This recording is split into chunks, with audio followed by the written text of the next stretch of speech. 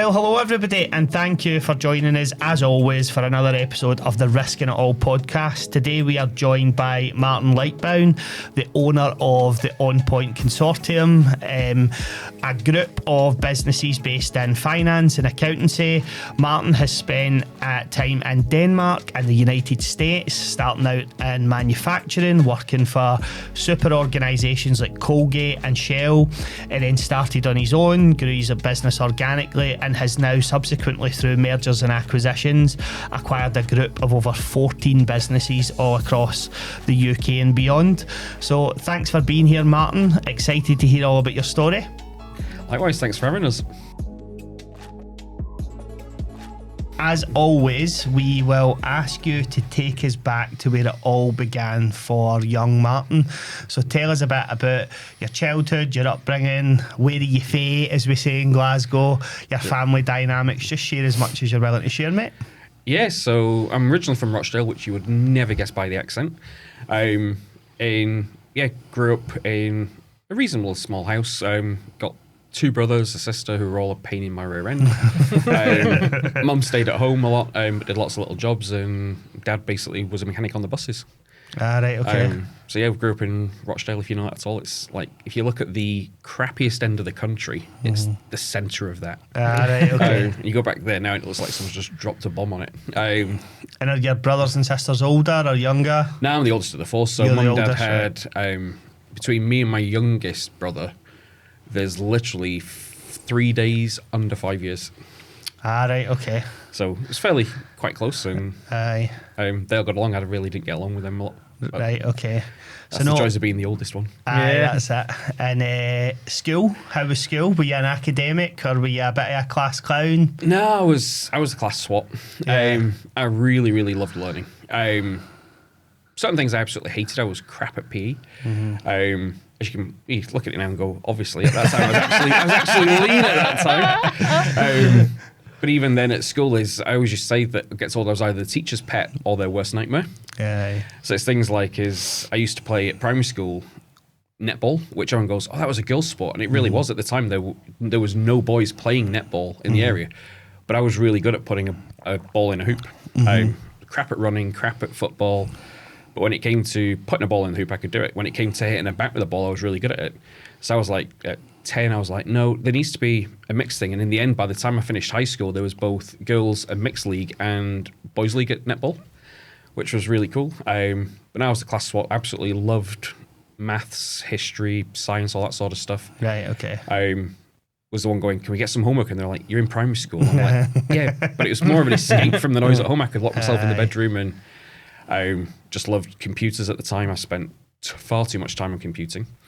Did you have a computer in the house? Yeah, so actually for my 5th Christmas, Mum and Dad got us a load of electronic stuff like train set, typewriter, none of it worked.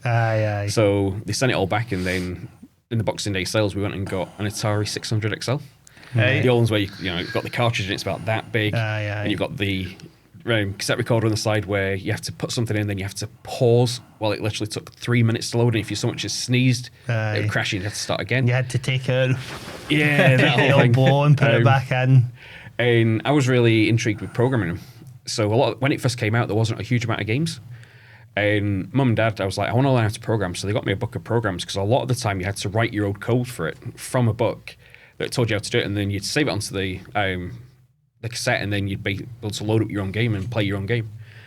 And no one I knew how to program, so I just literally started changing stuff and experimenting, going, well, if you take this set caller command and you change this number, what happens there? And by the time I was 6, I could program it pretty fluently. In BASIC, which was pretty cool. Helped I was really good at reading at the time, and then I was always messing around with that, and you got to school and we had one BBC micro for the whole school with, I don't know if you guys are old enough to remember, the turtle that used to walk around and used to give it basic commands. And you had to go like forward 5 and it'd walk 5 and mark it on the ground. Right, okay. I'm like, and they're going, isn't this cool? And you're like, at home I just programmed a computer program that was having graphics and everything where you chose stuff, and that I was like, this is really not that cool.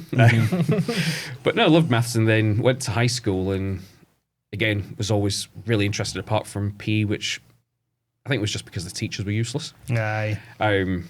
But also it turns out, as we found out later on, I also have ADHD and autism and high functioning autism. And basically I just wanted to progress forward, and we had some really poor teachers and we had some absolutely exceptional teachers.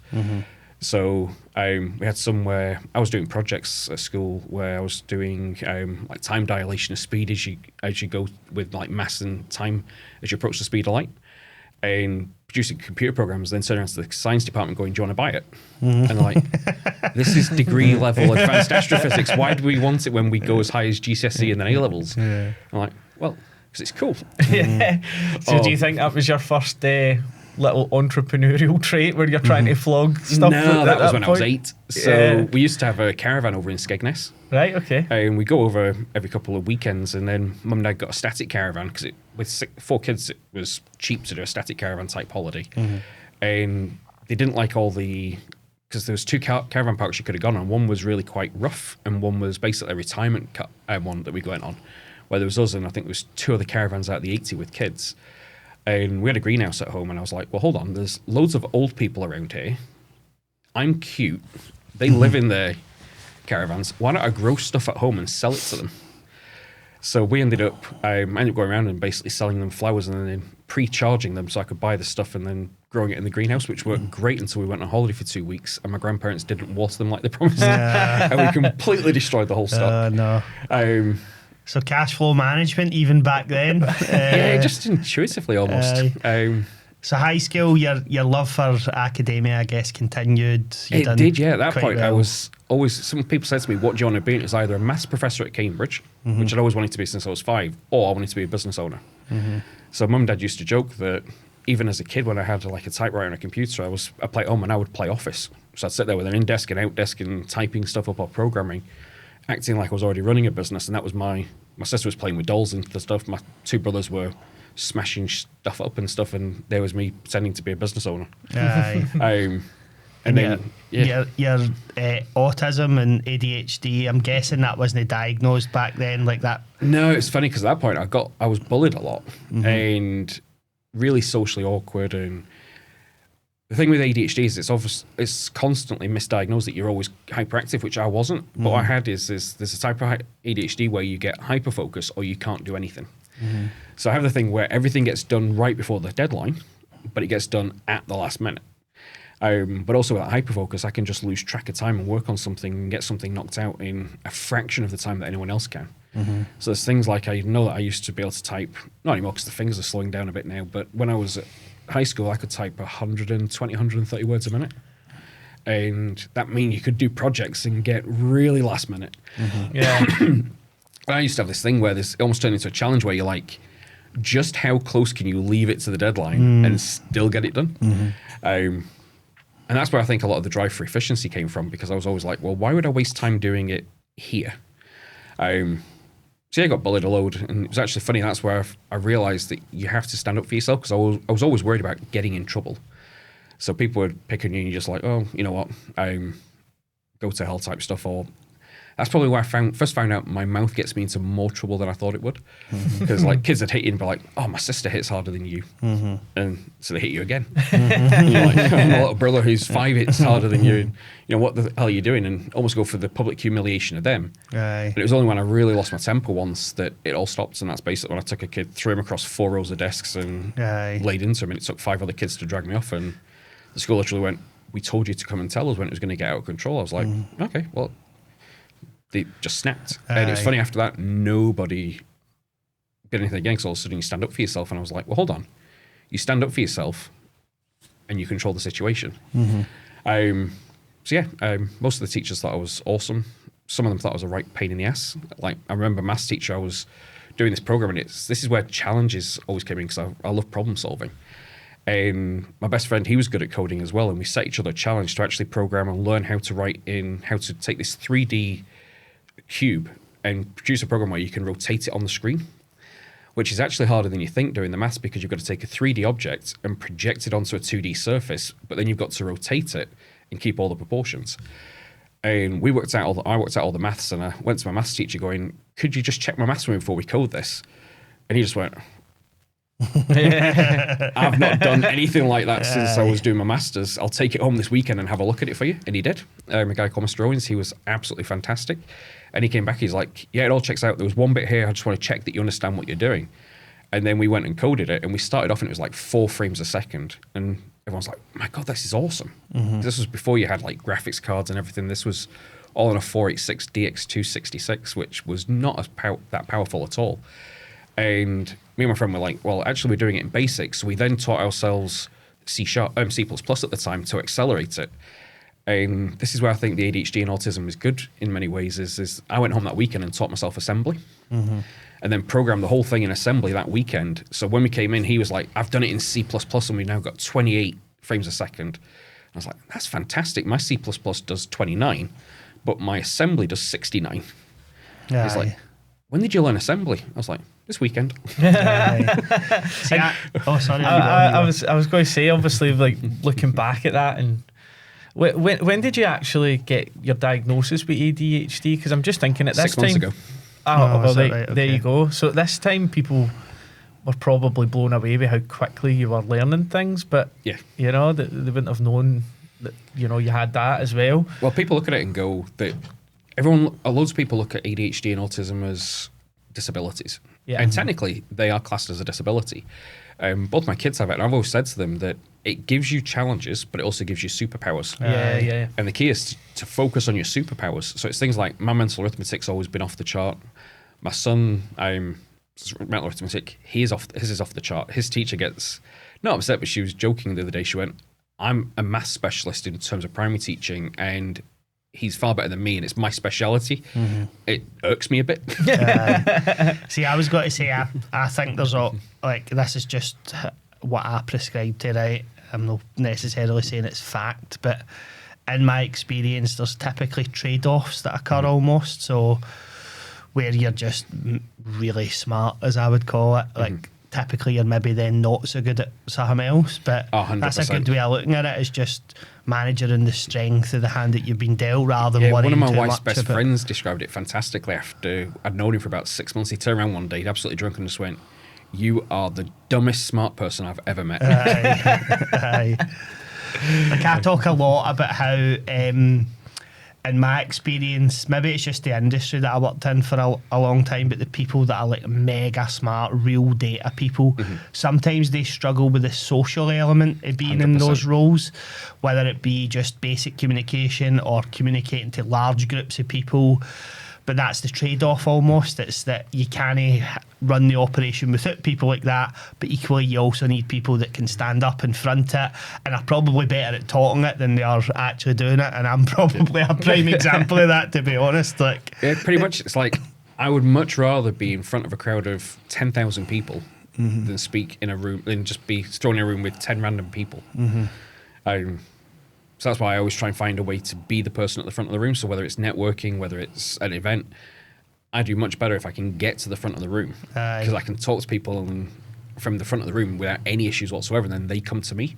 I even make a joke of it. I'm like, listen, guys, I've been sat in the room for half an hour, half a day. None of you know who I am because I'm terrible at walking up to people. And I'd just rather get on with stuff because I don't like wasting time. I like being at the front of the room because that means you're all going to talk to me afterwards. aye. And they'll come up and talk to you afterwards. It's Yeah. great. Which And is we'll- actually a great way of generating business, by the Well, way. we'll go on to that, but that's exactly how our relationship exactly how came we to be, met, to be fair. honest. Aye. But just before we get to that, so did well in school by the sounds of things. Was there further education after school for you? Yeah, so I was quite lucky in the school I went to. I had a sixth form college on the side. So I went and did my A-levels there, which was an interesting one because they didn't do all the A-levels I wanted to do, and I argued that actually I wanted to do computer science as an A-level, and they stopped that the year before.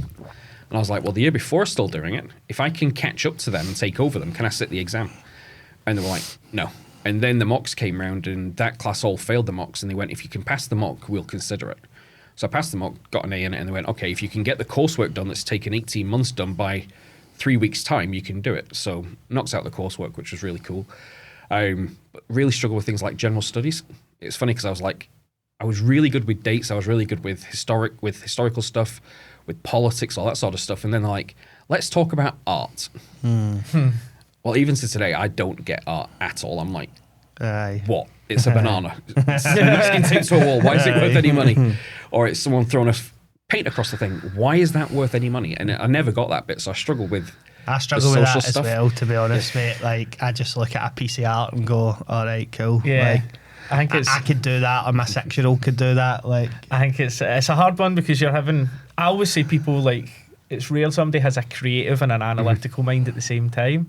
I don't know what your thoughts are on this, Martin, but I'm picking up that when something's in front of you and it's a challenge that you need to solve, you're just all over it. Whereas if something like art's put in front of you and there's not a start and an end point, it's a you interpret this and tell us what you think. You're like, no chance. I don't know. How do you feel like your mind works in creative and analytics? That's a really good question. So I would say if you're talking about creative in terms of just random art, absolutely horrific. If you look at design work where it's designed for conversion, like marketing stuff, I'm actually pretty good at that. Yeah. So we use a guy called John Loudon, who you guys have had on here before. His stuff is absolutely fantastic, but prior to him, we did all of our own design work. And even now, sometimes if it's something urgent, I'll just design it myself. So a lot of our materials that you see online, I've done myself and designed because I basically taught myself because it was quicker to just get it rather than try and train someone to do that specific style. But John's done tons of stuff for us, which has been really good. He did our whole branding package and continues to do all our branding and everything. So I think once you've got the key brand, producing the stuff around it is fairly straightforward. Yeah. In terms of creative writing, absolutely hated it.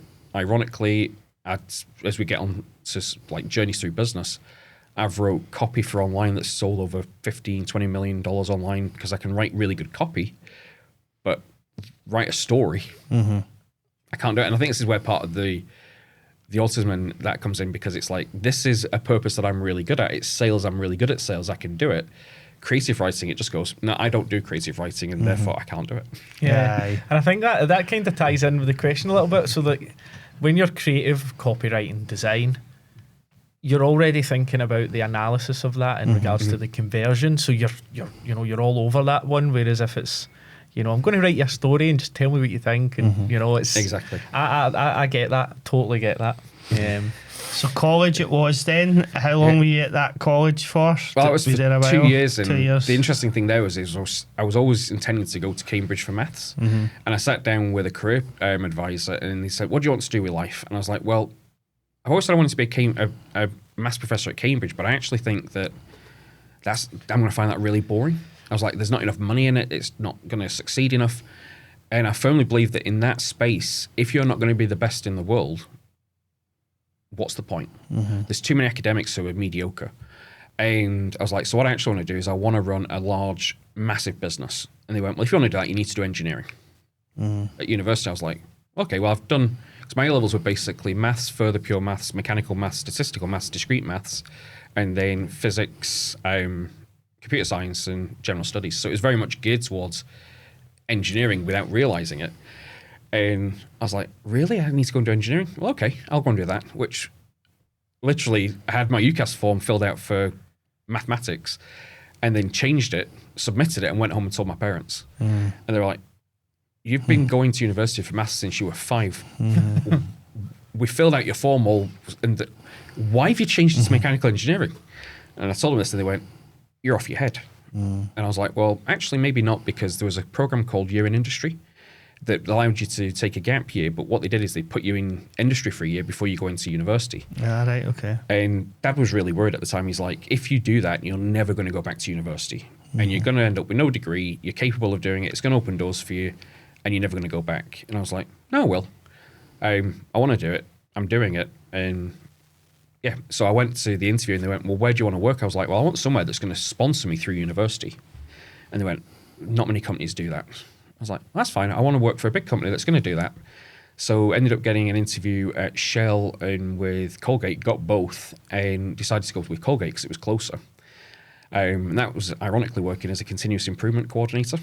And I thought, that sounds pretty cool. And that's where that I would say was probably one of the most fundamental jobs I ever did, because it really appealed to me in terms of optimizing stuff, but learning some of the tools and techniques to do that.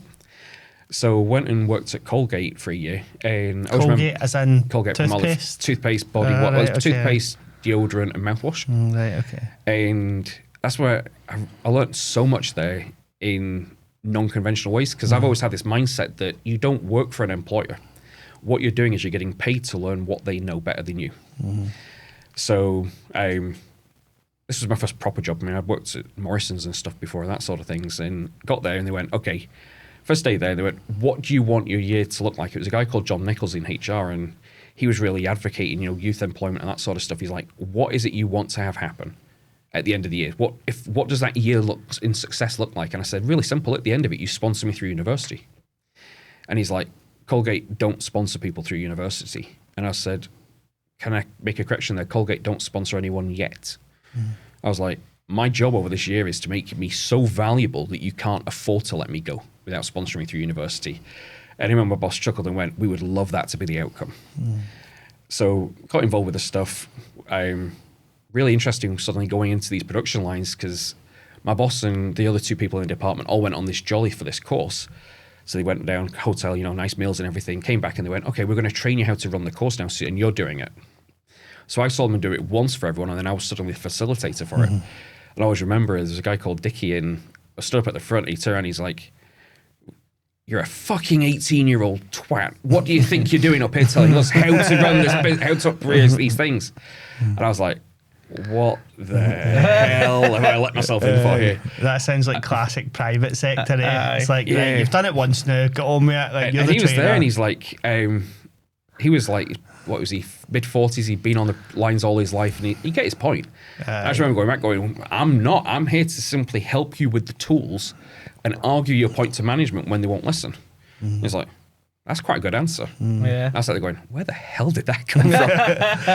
And it was funny because then we got down and we did like line observations to help them and everything. And that's where I first learned the power of asking stupid questions and not being afraid of looking dumb. Because I could look at this and go, why aren't you doing that? And I looked at it and went, at the time we were taking 24 hours to change over a line from one toothpaste to a different one. And I was like, this could be so much more efficient if they just did this. But I knew that as an 18-year-old, they were just going to go, shut up. Yeah. So I was there and I just started going, why are we cleaning the parts and then bringing them back? What's the thought behind that? And he's like, well, because we have, that's the way we do it, because we've got one set of parts and everything. I went, what would happen if you had a separate set of parts? What could you do? And they go, well, if we could do that, we could do this, and this. And I remember at the end of that first session, they saved 15 minutes off a 24-hour changeover. And I was like, well, okay, they've got some thoughts, but they're not coming forward with me yet. So I went, and that was on line 33, it was at the time, and then went on line 24, and those guys were competitors. And I started off with a thing going, okay, guys, just so you know, we did that thing. You guys are my favorite team. They were all my favorite team when I was training them. I was like, I'm not supposed to tell you this. They've cut their changeover time to 14 hours over the next month, and they're going to make you guys look bad. And because of the secrecy among teams, I can't share with you what they've done. But I think you're better. So we came out of that session, they took it from 24 to 12. So then I went back to the other team and went, guys, we need to, they've got it down to 12.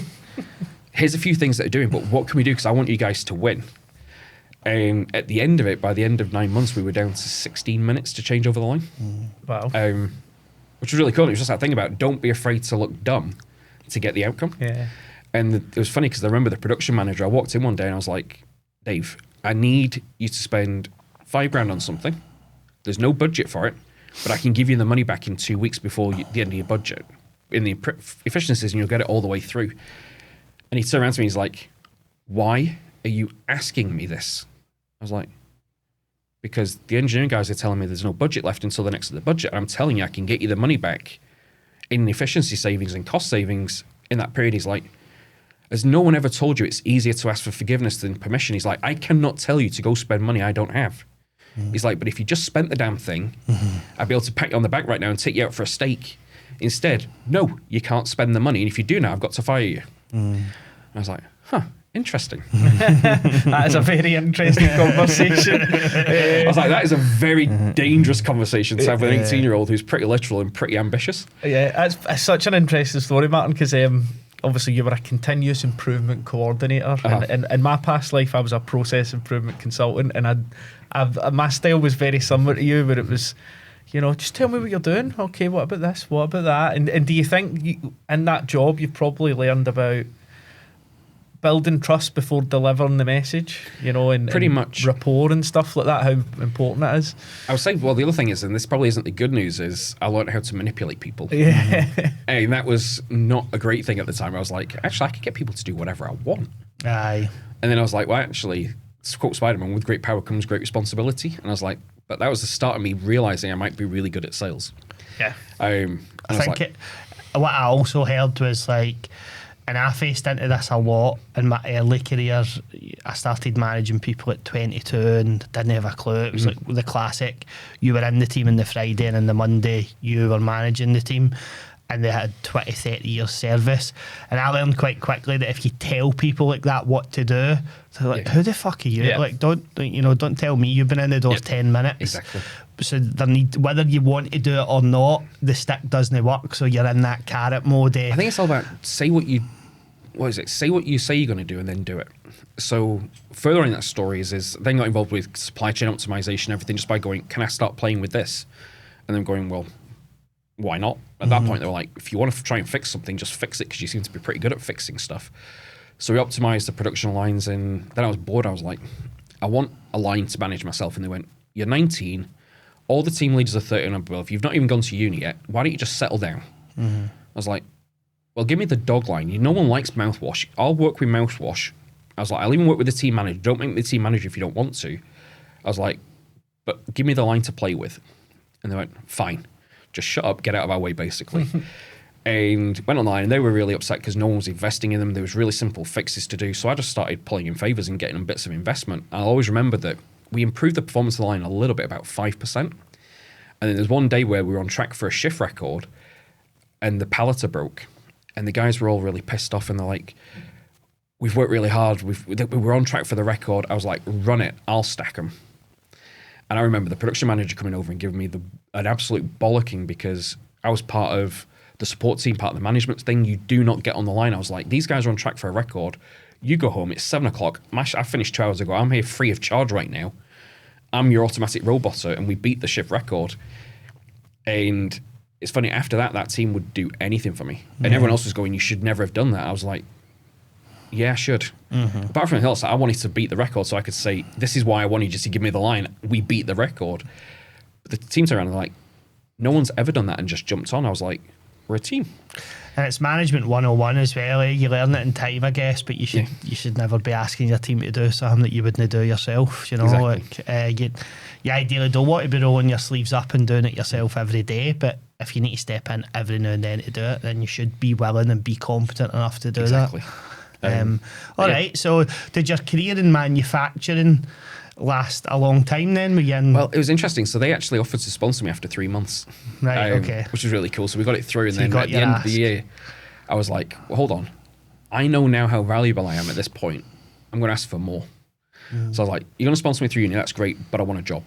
While I go to uni, I was like, and they went, yeah, we can come through the summer holidays. I was like, no. I was like, I want to work part-time while I'm going through uni, because I can apply it all, I can earn more money, and I want a job as well. And they're like, well, okay, we can do that. I was like, but I don't want it for the same salary. I want it for a proper salary now, because I'm not here in industry anymore. And they went, okay, we'll make you a consultant. So I actually went in as a supply chain consultant, and while I was doing my degree, which was boring as hell, it turns out, partly because I've been after all this exciting stuff in industry, and I got there and found out they were just academics who didn't know a lot. Got into so many arguments with my professors about stuff, about the real world applications. And at the same time, I was then working at Colgate, optimizing stuff there, doing 16 hours a week. I think we passed the point at which they can claim it back. I actually wasn't doing 16 hours a week. I would just get 16 hours worth of work done in about 4 hours. But because I was working from home at the time, I could go, here you go. You wanted this delivered by this date. Here's it delivered. And just invoice them every month, which was pretty cool. Got involved with some really, really cool projects. And that's where I've been tempted to get into computing. And one of my friend's dads has said, people in computing are not going to be as powerful as they are right now. He went, what's going to happen is you're going to have people who are really successful in business who can use computers. So don't go into computing, go and do whatever you want. And probably in Colgate, I saw that, where I was really good at Excel, really good at VBA coding. And I was able to produce things that could do people's jobs really quickly, and everyone was just in awe. And I was like, it's actually not that hard if you know how to use macro languages in Excel. So I got away with that. Went through uni, and then had the job where I got the option again of Shell or Unilever on both of their management fast tracks, and decided that Shell were basically, I got on their CEO fast track, which was above their graduate fast track, and they offered me Denmark or Germany to go and work in the refineries there, scheduling oil movements, all this sort of stuff. I thought, that sounds pretty cool, because again, it was leaning more into the supply chain. And Unilever were going, we want you to come on our CEO management fast track and go and work in manufacturing FMCG, which I was like, I really love that, because I loved my time at Colgate. I was like, but Shell is just bigger, better. Yeah, Shell is Shell. Shell. It's Shell. Shell, aye. Took the Shell, went over to Denmark for 3 years. Interesting. What was that like? It was really good. It was really good the challenge was really good. It was really hard integrating, because everyone wanted to speak English, which was great, but they're really insular as well. So I always remember is I deliberately tacked onto a few people who I thought might be okay. And there was a guy there called Christian who literally babysat his kids. He bought a house, helped him demolish the house pretty much, redecorate it all, spent about 9 months there helping him every day and literally kicking down walls, everything. And then one day he turns and goes, just to let you know, I now consider you a friend. I thought we were past that about 9 months ago when I was working for free, changing but it was really cool, and that's where things like I got into backgammon again. I've always been quite obsessive about stuff, so I ended up playing for the team and moving up and that sort of stuff, and getting a bit obsessive about it. I went to Denmark and launched a business in the UK at the same time in gardening.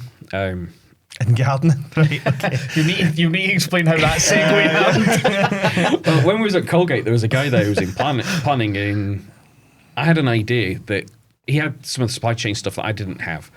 And I was talking to someone one day, I was like, you know how you get like Betterware and Avon through the door? So this was 2002, just before the internet was really a big thing. And I was like, you get Betterware or Avon through the door where you order from them, they deliver the stuff to your house, and they do really well. Because Mum had done lots of Avon and Betterware when we were growing up and stuff. So I kind of knew the model. I was like, what if we did that with gardening products? Where instead of it rotting in the garden centre for 7 days, they're making a mess of your boot, and then you have to get it out, and hopefully you get it to stay in your garden alive before it dies. What if we could order it directly? You come to your house with a book, pick up the book 3 days later, get it directly from the nursery, take it straight to your house fresh from the nursery, and be 25% cheaper than the garden centres. I was like, that's a killer idea. And I told a few people, I'm like, that is really, really good. That's awesome. So I went into business with this guy who I thought was going to be really good, a guy called John Thompson. And that's where I first learned partnerships in general suck, because there's things like keeping up with the Joneses and everything, but I produced all the catalogue and everything for it. I went around all the nurseries, and they're all looking at me as, at that time I was, 23? I looked like I was about 12. I was still getting asked, adult or child, when you go swimming. I was like, fuck. We're in all these nurseries, sold them the idea, and they went, that's a really good idea. Hopefully it'll take off, and we've got stock. Don't you worry about it. I was like, okay, great. So produced this book, spent all the money, got a couple of vans, got a warehouse, and the first weekend that we opened and started selling, we outsold, just in St. Helens, we outsold Wiverdale, Homebase, and B&Q in the whole of the Northwest from the orders that we took in. Because the nurseries were like, we didn't expect you to be able to do this. And then that year, it snowed in May, which we'd only been going about 3 weeks. Oh, God. And the first May bank holidays where you get loads of sales, everyone's in their gardening. We were scaling up for this massive thing. And we got hit really badly. So we're into the overdraft, and I was still planning for the growth. And I was like, well, hold on. So we've got a couple of slow weeks. That's fine. The weather will turn. Everything will be fine. And I was talking to the van company going, we're going to need by the end of summer another 12 vans. And like, you've got 2 vans, you've maxed our limit. We'll have to send an underwriter out to speak to you if you want to do more. So it's funny because we had a little bits in the warehouse and stuff. And my dad was the warehouse manager because he'd basically been made redundant and took voluntary redundancy on the buses. When Stagecoach took over, I was like, well, actually, you know how to run teams and stuff. You can be my warehouse manager until you find something else if you want. And they showed in this underwriter. And at that point, we had like just a bench like this with loads of plants up. Because I'd worked out, although we had all this stock that we'd ordered, no one was wanting to buy it, but we could put it into hanging baskets and sell it to pubs and stuff at an absolute massive markup. So I was in there potting up these hanging baskets like crazy because I've flown back from Denmark to try and save the business. And this underwriter sat in, and she literally walked in, came in the office, and she thought I was the office boy. And I sat down, and she's like, there is no way I'm giving you a credit line for £1 million. I was like, that's okay. Let me talk you through the business. And by the end of it, she signed off on £1.5 million and walked out the warehouse buying it, the remaining stock we had in the warehouse. At that point, I still didn't realise I was actually good at sales. And the challenge we had is that my business partner at the time was then buying really expensive furniture for the warehouse. And I'm like, what the hell? You know, we're running out of money. You're spending the overdraft on a $4,000 office kit out. I was like, we had desks there from the Salvation Army. They were fine. He's like, oh, my mate's an accountant. He's just kitted out his office. I was like, well, good for him. And he had his wife as our marketing manager, and she was crap at that. So I literally flew home one day and fired her, which did not go down well for the partnership. I was going to say, you can't. Have you spoke to John about this? I was like, no, but John, it's agreed. I'm running the business even from Denmark. You're done. Away you go. We're not paying you anymore. We don't have the money, and you're not performing. And I went out and saved the business that weekend by selling, 200 hanging baskets from my brother to pubs at 40 quid. It was costing us £5 to make them. And that gave us the cash flow to stay on for another month. And then in the end, we just said, actually, this isn't going to work, because we realized that if you deal with perishable products and people who forget they owe you money and then don't pay, you end up with lots of wastage. And we wrapped it up before we went bankrupt. So there I was, 24, with a really good career in Shell and 100 grand in debt. And I always remember Mum turning around to me going, well, hopefully you got that entrepreneurial gene out of your body now. And you can just get on with your career. And I remember sitting, because when I was 16, I read Rich Dad, Poor Dad. And I put up all these goals on the walls, about, what I wanted to do and everything. I was going to be a millionaire by the time I was 30. Mum and Dad had literally sat me down and went, you are really, really smart. You have to realize people like us don't become millionaires. I was like, you're right, people like you don't, but I am. And they just wanted me to get rid of that entrepreneurial side, because they're like, you're really smart, you're going to go far in your career, just focus on your career. You're wasting so much time, just focus on your career. And I was doing really well at work and exceeding stuff, but I realized that there's a power between doing the right thing and doing what you're told. So I got into an argument with a supply manager who basically wanted me to do something that was wrong for the company. I stood up to him. He was like my boss's boss's boss's boss. And he's like, I want you to do this because it covers up the thing. And I'm like, there is no way I'm authorizing £250,000 of demurrage, which is waiting time on the ships, for covering up this little mistake that you've made that's going to cost the business 50 grand. And if you want to do that, you get the CEO to phone me up and tell me to do it, but you don't have the authority to overrule me on this jetty. It's my jetty. And I'm not doing it unless you get the authority from the CEO that he's happy with you wasting £250,000 to cover up 50,000. And that was the end of it. Then it came to my appraisal at the end of the third year when it was there, and they went, so how do you think you've done? I was like, well, the way it works in Shell is that you had your targets and you got a grading from 0.5, which was a written warning for poor performance. 0.8 was decent performance, then it went up as high as 2. And whatever your multiplier was, that's what you got as a bonus of your monthly income. So I walked in there and they went, what do you think you've done? I was like, well, I've done this. I've saved £5 million here. I've done this. I've launched a graduate recruitment scheme. I've done everything beyond. I was like, and I've smashed my targets. So actually, I think you should give me a 5.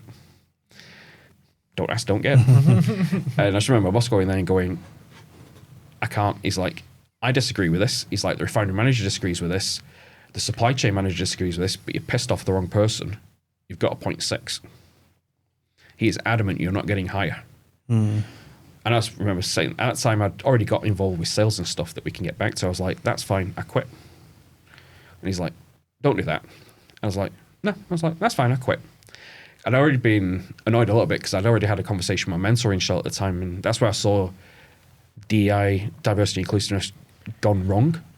So I'd always been a massive proponent at university. I was campaigning for women to get into engineering and all this sort of stuff because I thought it was huge. And I got sat down, I was like, and they told me when I was applying for jobs, because with Shell you move every 3 years, and they were like, you're the best person for the job, but you're too young. I'm like, that's not right. Or sitting down and they're going, just so you know, you're white male Anglo-Dutch, which means that you need to be 3 times better than anyone else applying for the same job because we've got too many white male Anglo-Dutches. Wow. And I was like, so why would I stick around in a company where you're going to stack the odds against me?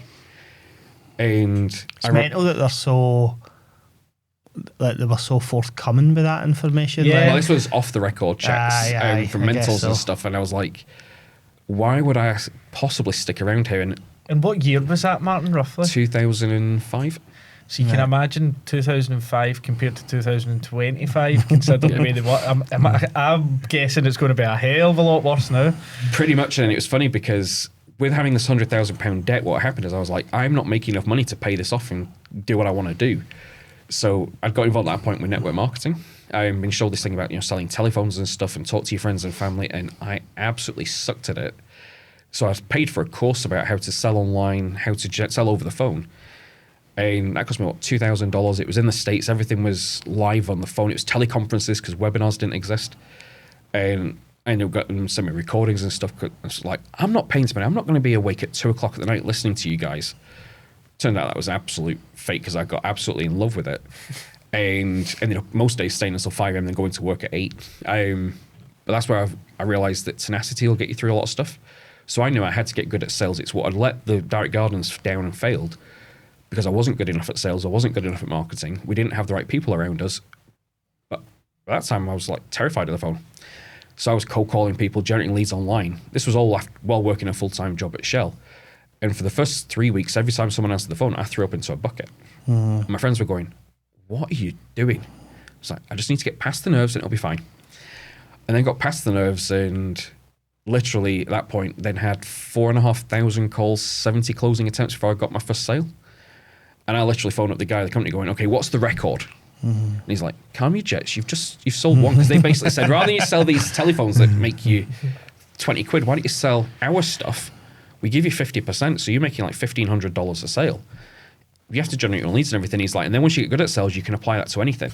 I was like, you had me at $1,500. So I was doing all this, and at that point when they gave me this bad appraisal from Shell, I was already earning 3 times what I was earning at Shell in this side gig. So I was like, I quit. And I knew I was going to be fine. My plan was to save up until I had 12 months savings, and I had like a month. I was like, no, that's fine, I'll make it work. And the refinery manager called me and he's like, what's it going to take to make you stay? What's your dream job here? I was like, well, I always wanted to be a trader. That was one thing I'd always wanted to be. I traded my way through university. I traded my way through my A-levels. I'd built my own algorithms for trading and everything. I traded part-time, even when I was in Denmark. I was like, but I want to be an oil trader. That whole thing about go there to London. So he's like, well, I'll tell you what.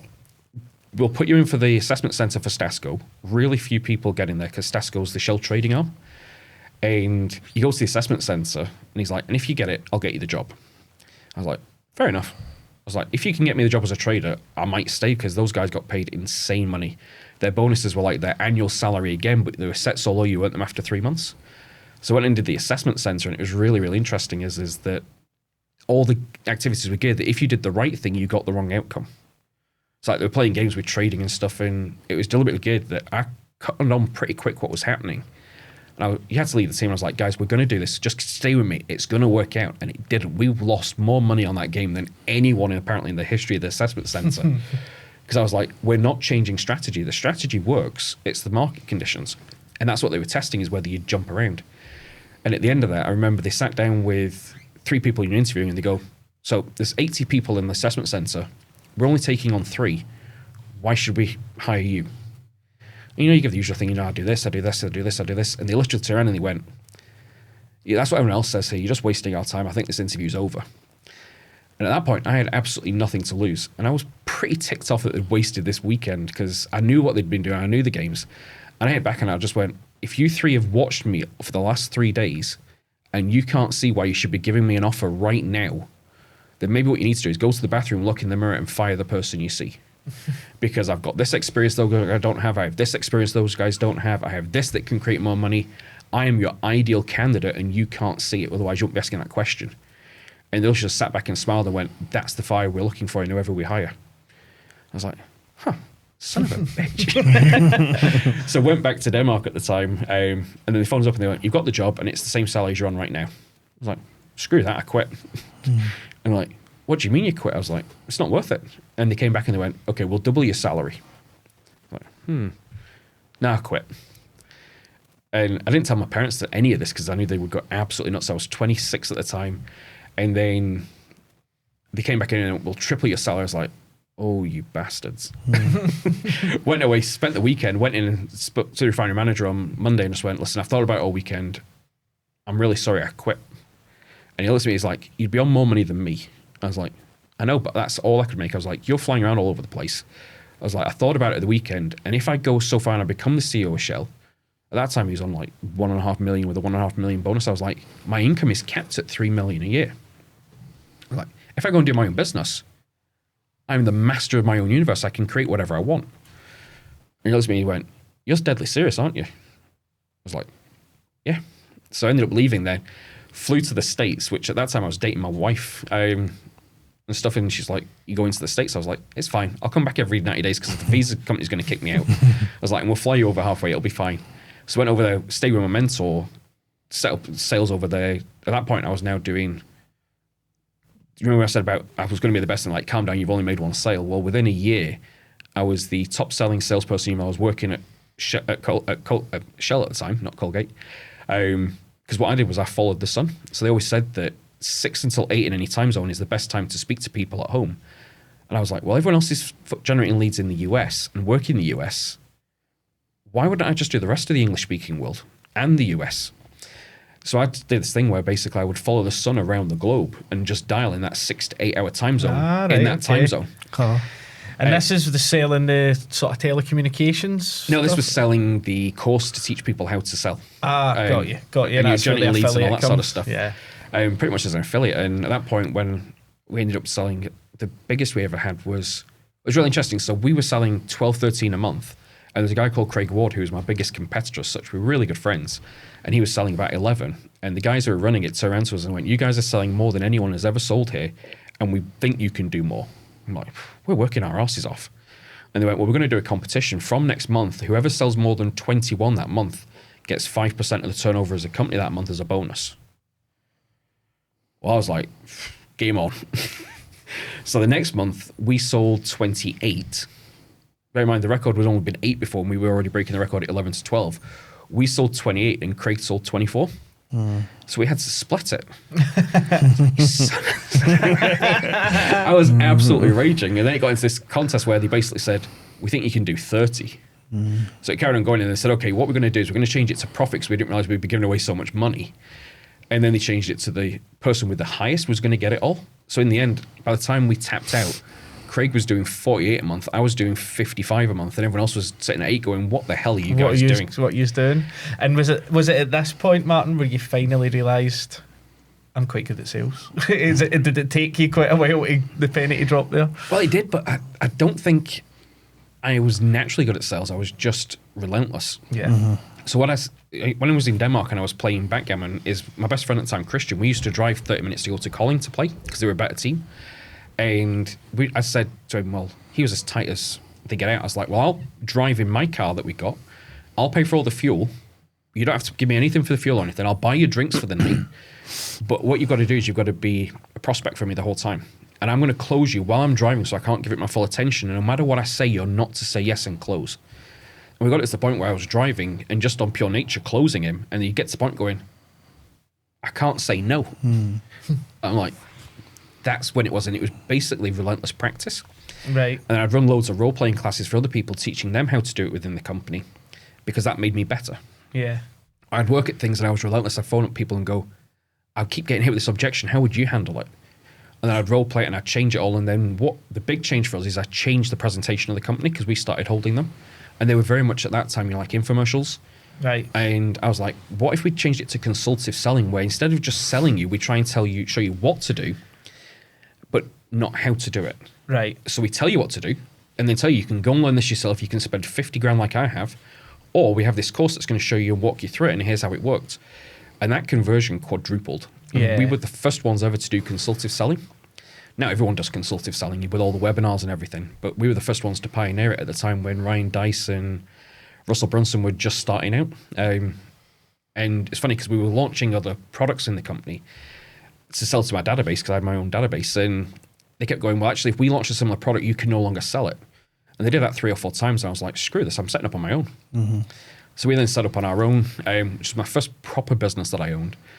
And was that in the States you set that up, or did you set it up? I was in Scotland at the time, but we set it up from Scotland, selling mostly into the States.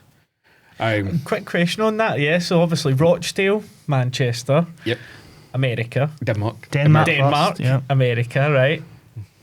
How did you end up in Scotland? My wife. I thought you might say that, but so is your wife from, is it Falkirk area? Yeah, so she's been in Falkirk since she was 18 months. She grew up in Essex. Right. Well, she's born in Essex and then grew up in Falkirk. And she was looking at going to the States with me because we were looking at visas and everything, but they didn't really like the fact that they've had too many British people get a green card and everything. And even though we had a business with employees, I was like, again, why am I going to stay where you're stacking the odds against me? Mm-hmm. So I said to my wife, I was like, this is going to be really expensive, really, really pain in the ass. Dragging you away from your family, why don't I just move to Scotland? I can work from anywhere. So I moved to Scotland, and then a year and a half after that, we moved in with each other and then got married a couple of years after that. Yeah, we launched this business, and it was funny because I wanted to improve on what we had. And one of the things I always said was these online trainings aren't great because you have to attend them live, otherwise things. So we basically sat down, and I had a PA at the time, and we sat down together and I said, here's what I want to do. Think of every course you've ever gone on. I want you to write down all the positives. And then think about every course you've ever gone on, and I want to write down all the negatives. And there's a really good guy out there called Eli Goldrat who talks a lot about critical chain and manufacturing improvements. And one of the things he has is this basically where you have flying pigs. So you have something out there that basically says, this is my goal. And it's something really outrageous. And then what you do is you get people to give you all the negatives. And what you do is you build the steps up to the goal, and then you list all the negatives, and then you trim the branch almost like a tree. So you say, well, the negative for this is that this. And then you say, how do we cut the branch by basically eliminating that by putting something in place? So we did that. And what happened is, in my mind at the time, we had basically had the best training program with none of the negatives. We'd literally designed out every negative we'd ever experienced on day one.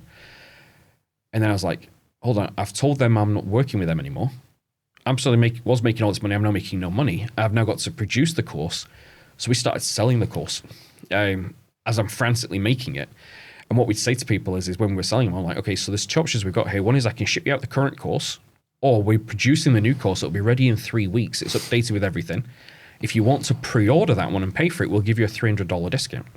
What was the course? Was it teaching people how to sell online? It was everything. It was teaching them copywriting. It was teaching them how to put websites together. It was teaching them how to script sales conversations, how to do email autos, responder follow-up, how to do voicemail drops, all this sort of stuff. So it was basically a full marketing system for your business, designed primarily for network marketers, to teach them how to do it properly rather than just harass their friends and family, but also teaching small business owners how to do it. Right, yeah. Okay. What was it? What was the name of it? What did you call the course? The Home Business Success Academy.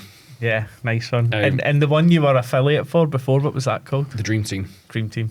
Yeah. You're like, didn't really resonate with anyone. Mm-hmm. I mean, that's how I get into marketing. I was part of an affiliate program. Yeah. So I get all that stuff. It's always so exciting, and you get so wrapped up in it. And obviously, you've said, right, I'm out that one. I'm starting my own. The academy.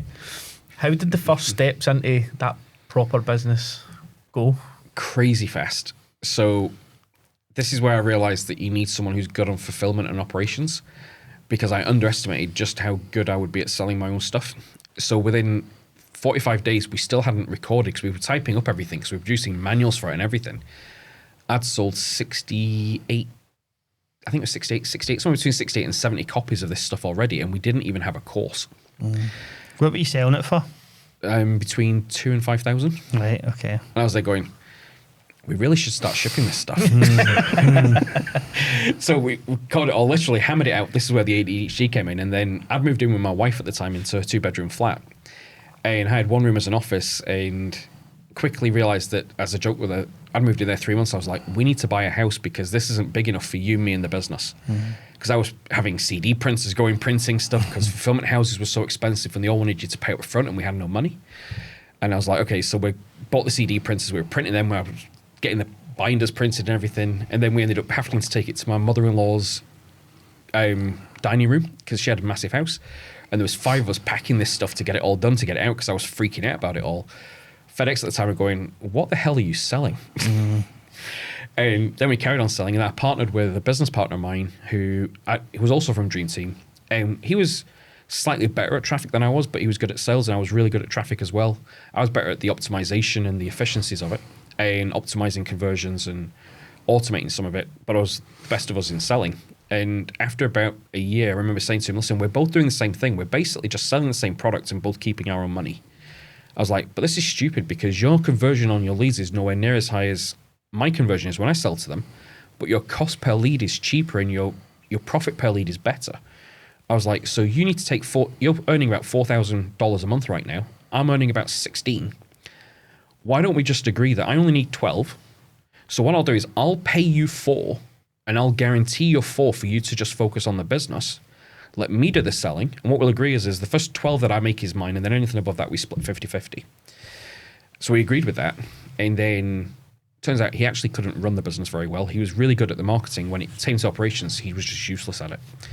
And I keep coming back and fixing the operations and then coming back to sales, and was in this constant zigzag. And we brought in an ops manager to look at stuff who was one of his friends. And that's when I realized you can't have someone who's a bean counter run a business, because he was trying to cut commissions for people. I'm like, no, just don't. And in the end, I ended up going, I know you're his best friend, but you're gone. And right about then, we were looking at adopting the kids. And social work hated the fact that my business was in the States and I was over here in the UK, and they couldn't grasp how that was going to fit in their model. And they went, well, you've got no money because we can't take money from income in the States. So actually you can't afford to adopt these kids and stuff. And I was like, well, hold on, you'll let people on benefits adopt. Mm-hmm. Why not?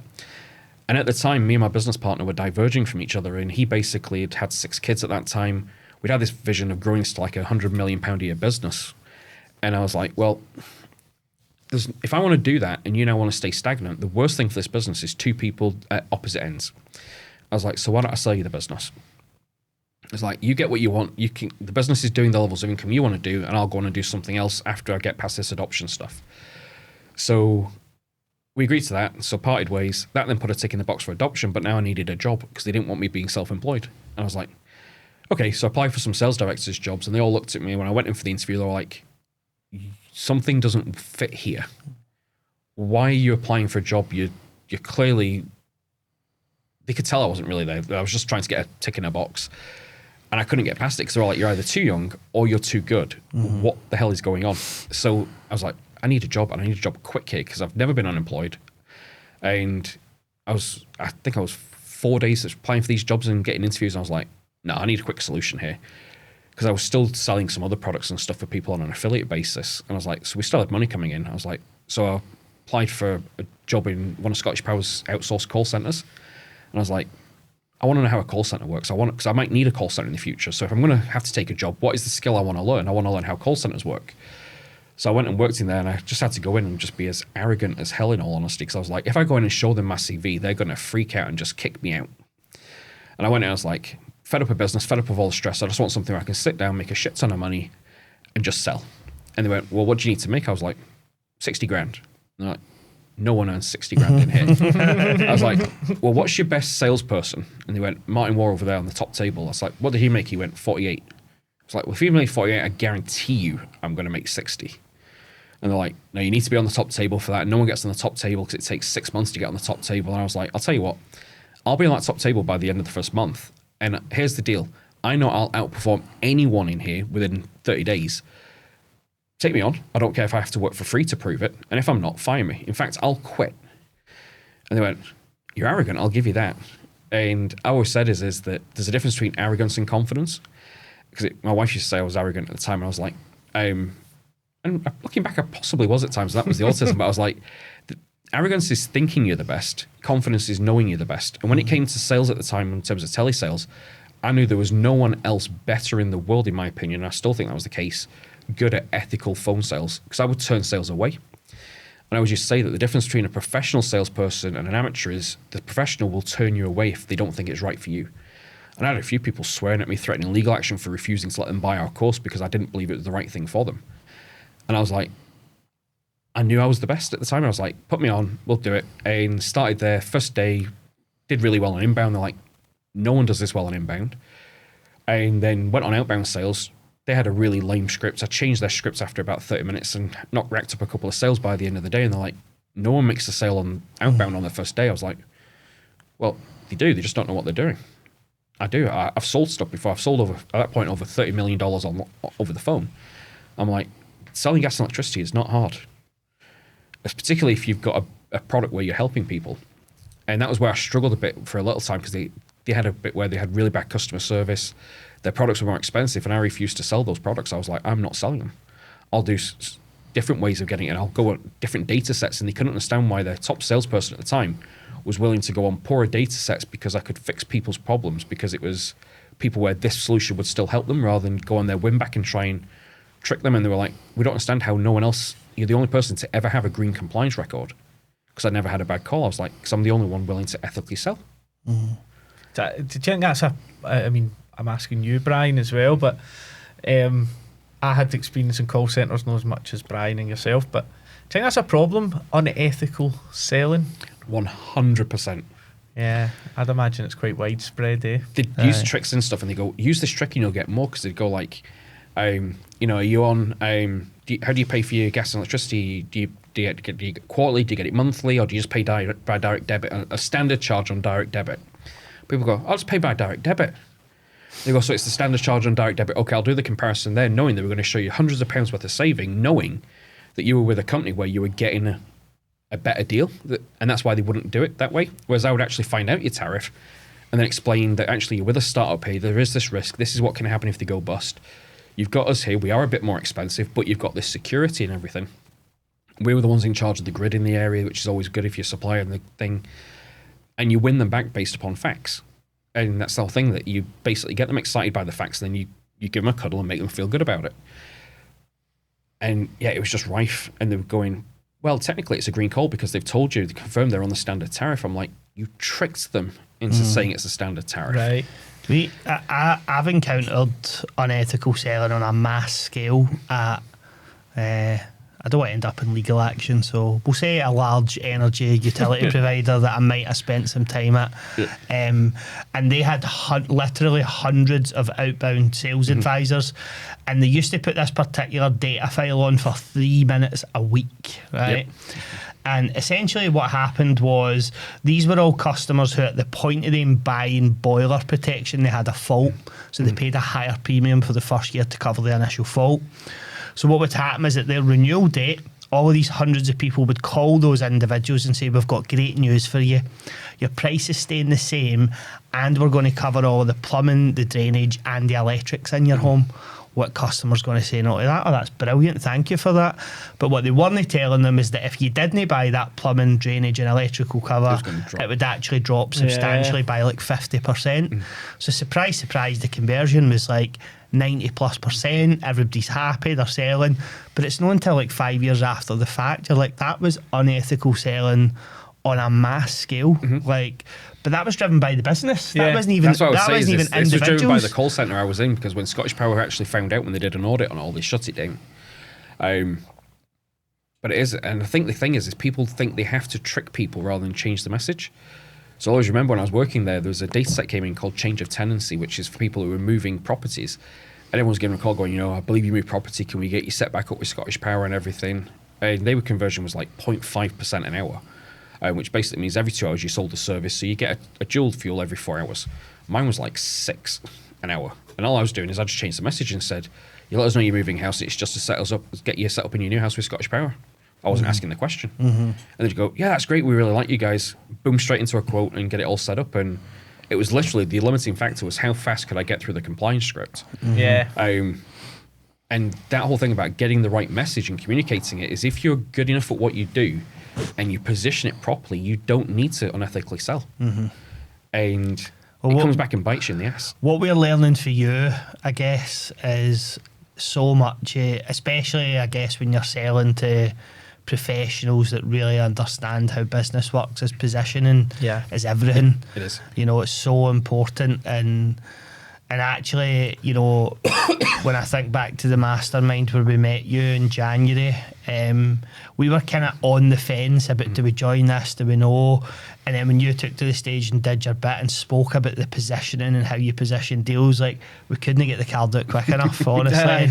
Which is a shame for you, because I wasn't going to you. But anyway, as I say, we'll get to that. What brought you back into business?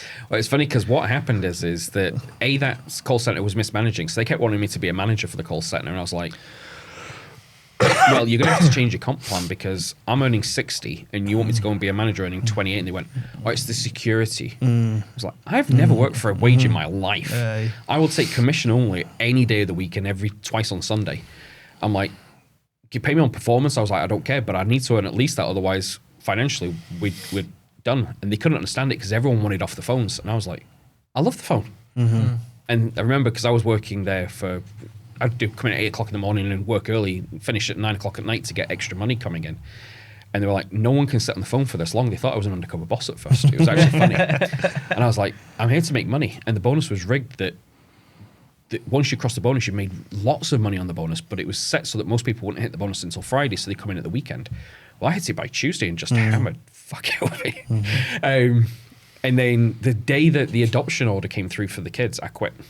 And my wife's like, I thought you'd do that, but what we're going to do now is like, don't worry, I've got ideas. I'll make money. I've never not paid us what we need. I'll make money. And that is the big thing. I think business owners don't pay themselves. And I've always made sure from day one, I pay myself. And at the time I had a couple of friends down in Sheffield who I'd met through one of the networking firms go, we're IFAs. We want to improve sales. We want to expand this out. What do you think the trick is? I was like, simple. IFAs are boring. They're like lawyers. They want to bore you to death and try and impress you with their language. I was like, get salespeople and train them how to sell financial services. And they went, well, will you come on board and help us? I was like, yeah, I'll do that. So we came on board, helped them with that, and I had to be an advisor myself and was doing really well with it.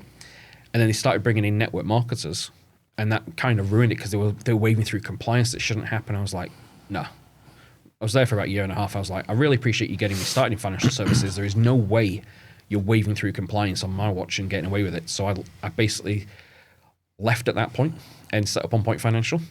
Right.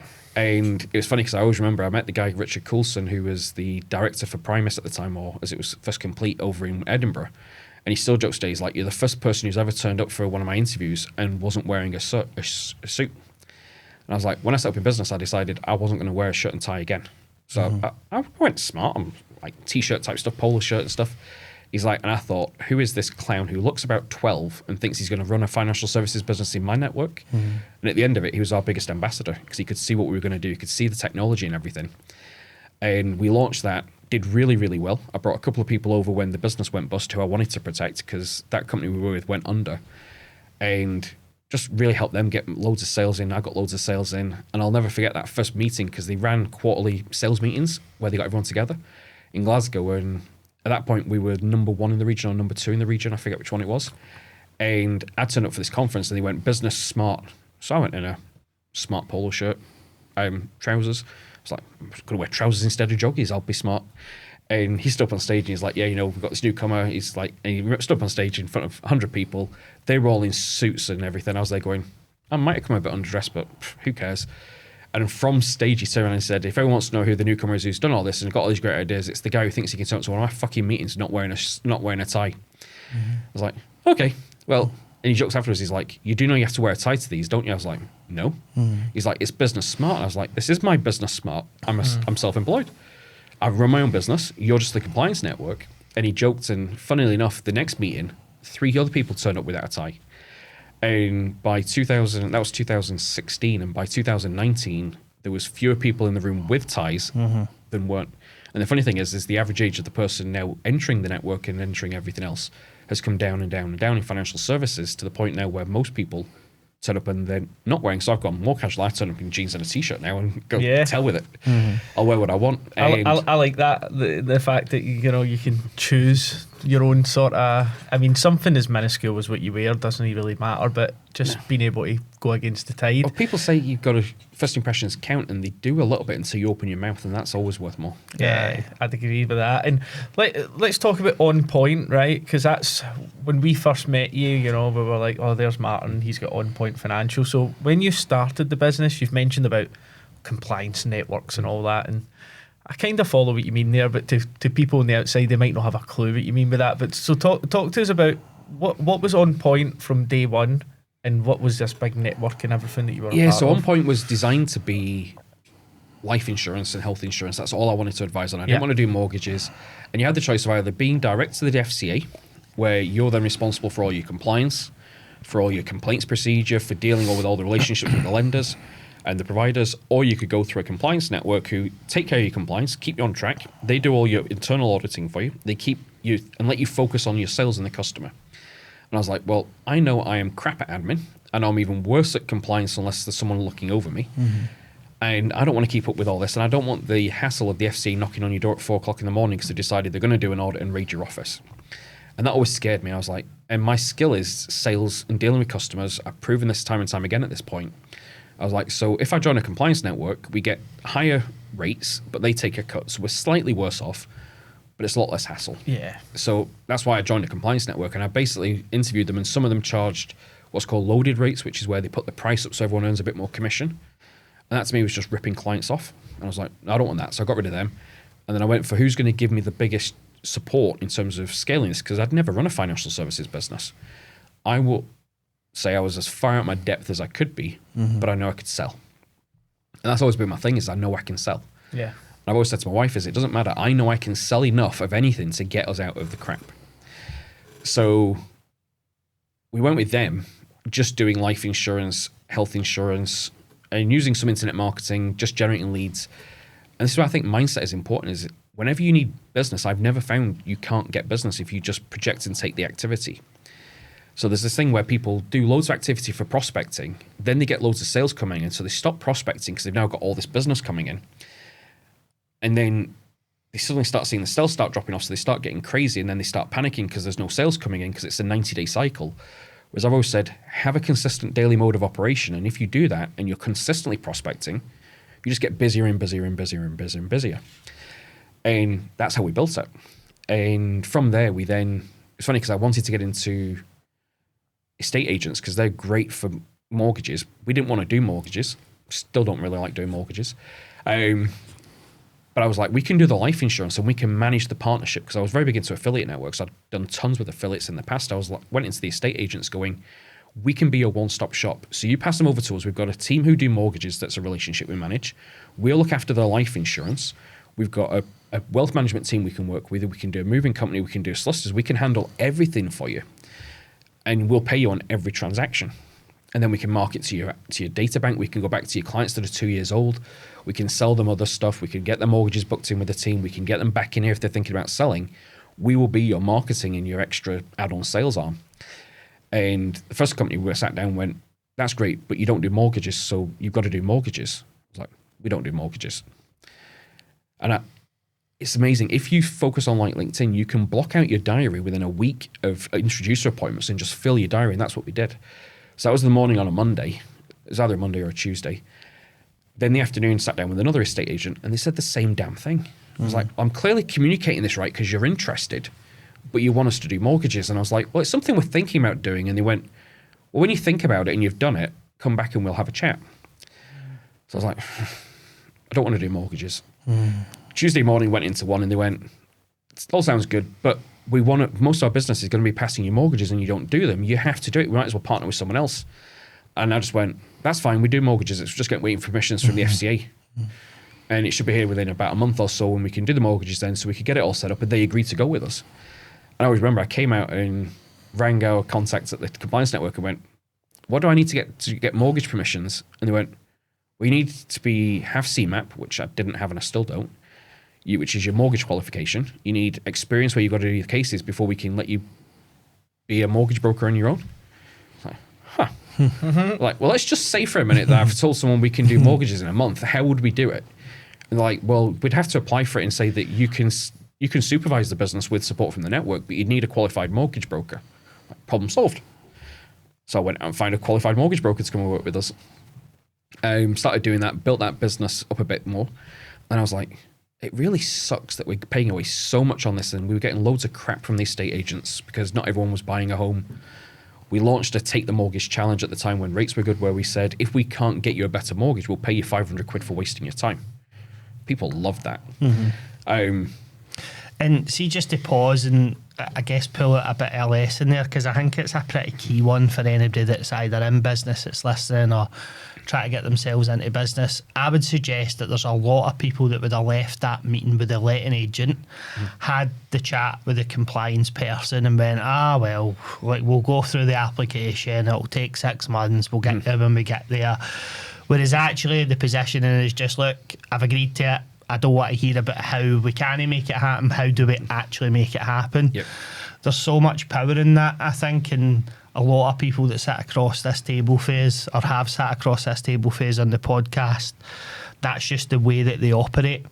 And we talk about that a lot around, we have a term for it, which is just create some chaos. Yep. Which is just create the chaos and then figure out, there's always a way, right? For you, the way was just bring in somebody that has that experience already. But I think it's a key one, because a lot of people would just procrastinate over that and just, all right, okay, we'll jump through the hoops, we'll go through the motions, and then it either doesn't happen or it takes 6 or 7 months, and by that time, competitors have stole a bit of your business. So I think for me, this is the big difference between a business owner and an entrepreneur. So the way I always describe it to people when I'm coaching them is a business owner, and most people want to build the plane before they fly off the cliff. The entrepreneur will jump off the cliff with the parts and hope to God they can build it before they crash. sounds familiar. I think that's the thing is that it's that belief that you can fix it no matter what the issue is. And that's it. I think, as you say, it's about not asking, can we, asking, how can we? And what do we need to do, and just not taking no for an answer. Yeah. This is where, again, coming back to superpowers, I think, looking back on it now, that's that autism and ADHD just going, we can fix anything. I mean, we were looking, in my background, I was like, well, could I merge with someone? Could I buy someone? I'm starting to think about that whole buying businesses at that point, going, how do we fix this? And just brought someone in the end, which was good. But then we scaled it up from there a little bit, scaled up those, and then went, these estate agencies suck. And what I hated is the fact you go to accountants and you bring an accountant on as an introducer, they give you a couple of leads, and then 2 weeks later you get nothing. And you have to constantly go back out to people, and you're like, it's like trying to get a kid out the door to school. You're like, come on, give us a lead. And then you make them a bit of money, and then they forget about it, and you're like, give us another lead. And I was like, we need control of the lead flow. And the problem is life insurance leads online are extortionate to generate. The clawback on them, which is when they cancel and you get the commission taken back, is really high. I was like, how can we get a different way in here? And I was like, will writing. I was like, we write someone's will. We're going to get all the details. It's cheaper to generate the leads. Then, because we've got the relationship, we can then do their protection. Is this why a lot of places do will writing for free? To get your details? Yeah. No, because that's a lot of solicitors. They'll do it because they stitch you in for the probate. Right, okay. But more and more, because we started doing it on the financial services, more and more mortgage brokers and that now do it for free because you get everything. So you find out about their pensions, and I basically lined up all these affiliate streams where we could refer it to a pensions provider right. for money. We could refer it here, we could refer it there. We could do it all. And I was like, we can actually sell the lead, make the money off the wills and the trusts, because we sell trusts at a discount on them as well, and then do that protection, and we now make 100% on the protection, and we eliminate the cost of the protection lead. So set it up, and it's funny because at the time I turned around to our sales guys, I was like, right, we're going to do the wills for free, because if we do it for free, we can generate way more leads at a cheaper cost and get more opportunities. And they all went, no, I'm not working for free. I was like, it's a good Scottish accent. I've lived there for 17 years now. And I was like, you're not working for free. If you look at it for the time, you're going to make money on the trust that'll cover your time to do the wills, and then you get the protection. It's like a lead magnet. I was like, it's almost, exactly what it was. And they're like, aye. no, we're not doing it. We're not doing it. And then COVID hit. And at the answer, I was like, okay, guys, so we responded really quickly. And that's one of the things I would say about being, if the market turns against you, you cannot cut quick enough. So we saw COVID spread from China, spread to Italy. My wife's like, why are you watching this stuff? It's depressing. I'm like, because I don't watch the news. I was like, I'm not watching, I'm planning and scheming. I'm thinking about what's going to happen. And basically COVID hit and they issued lockdown notice. Our guys were already working from home most of the time. It took us 4.5 minutes to trigger our emergency plan for what was going to happen. Because back in the January, I'd already turned around to the network and gone, and they're like, what's your goals for this year? You know, how many mortgages are you going to do this year? I was like, 0. I'm like, what do you mean 0? I'm like, I'm planning for 0 mortgages. I was like, if COVID comes over here and they lock down, they'll shut the property market and we will not get a mortgage. And like, that'll never happen. And everyone in the industry is going, you're an absolute idiot. You should be looking to expand. There's all this growth happening. It was a great time for interest rates. I was like, it's going to come. Something's going to happen. And we're planning for 0. And if you plan for 0, and it's this saying about you expect the best, but you plan for the worst. So we triggered it all, and actually we're too gung happy. So like we had to turn around to all the admin and went, sorry guys, you're gone. We're going to be in this for 6-12 months. It's not going to be 2 to 3 weeks. You're done. I'm really sorry we can't help you out, but I have to protect the core, and we can't do that with you guys. And it really hurt me because I've never fired anyone, and out of malice or anything or thing. We've managed people out the door, but we've never actually fired anyone. That was the first time I had to fire people who you wanted to keep on a team. I remember my wife there's like going, you okay? Because I'd have a phone call, I'd let them go, and then I'd just burst into tears as soon as they hung up the phone. I was like, almost like sacrificing a kid to save the family. Aye. And then what was it? A week and a half later, they announced furlough, and I phoned them up and going, if you want, it's going to cost me money to bring you back, but I can afford the cost of that. Mm-hmm. If you want to come back, I can get you the furlough. We've got nothing for you to do, so you're going to be furloughed, but at least I can get you money to get you through this. And I thought they'd all appreciate it. It turns out that actually then they just all sat at home doing nothing, and the guys who were that affected then didn't want to come back to work. They got used to just sitting at home doing nothing. Aye. And their work ethic had disappeared. But what happened with the self-employed guys is we were stuck with the financial advisors, because I was like, I can make money for me. I can't make money to pay all you guys. And I felt an immense responsibility to make sure all of my guys got through it, because I knew that the people we'd laid off, they'd all get benefits and stuff. The self-employed people would get nothing. And I was like, guys, we're going to do something that I know you've all objected against here. I think that rather than go outside and clap like seals for the NHS and stuff, why don't we do free wills for key workers, NHS, and anyone in education? And they're like, why are we going to do that? I was like, because those are the only people who are going to come out of COVID in a better position than anyone else. I was like, private sector may have to downsize. Self-employed people are going to be screwed financially. Everyone in the public sector, the government is going to make sure they get taken care of. So we're going to be able to write protection, and it's never going to claw back because they're not going to get laid off. And they went, oh. I was like, well, you've got 2 options here. You either do it or you do nothing. And I've been asking you to do this for a year and you won't believe me. You're screwed right now. You're making no money. At least let's give it a try. And we did it, and it was an absolute roaring success. So I remember in our peak month, we did 2,500 wills for free. God. We ended up recruiting people and training them. We ran a whole training academy because people were laid off in the private sector. Chefs were laid off. And we went from 3 advisors to 30. How are you marketing that offer at interest? Facebook. Facebook, aye. And it's funny because we got loads of abuse on there, and it's just when I was just fed up with it all. So I was taking out all my anger on all these people who were being idiots on comments. And it's funny because I was being really sarcastic to them. When you get some people going there going, because we were saying free wills, and they go, what makes you think a teacher's got free will? Mm-hmm. And I was like, I'm sorry, I didn't realize someone held you at gunpoint to stand in front of children. I didn't realize you deliberately went out your way to do a degree to then hate it. You do realize you could just quit if you hate it so much. And if you hate it that much, the kids would probably clap if you did. And all this sort of stuff. And you had some people absolutely love it.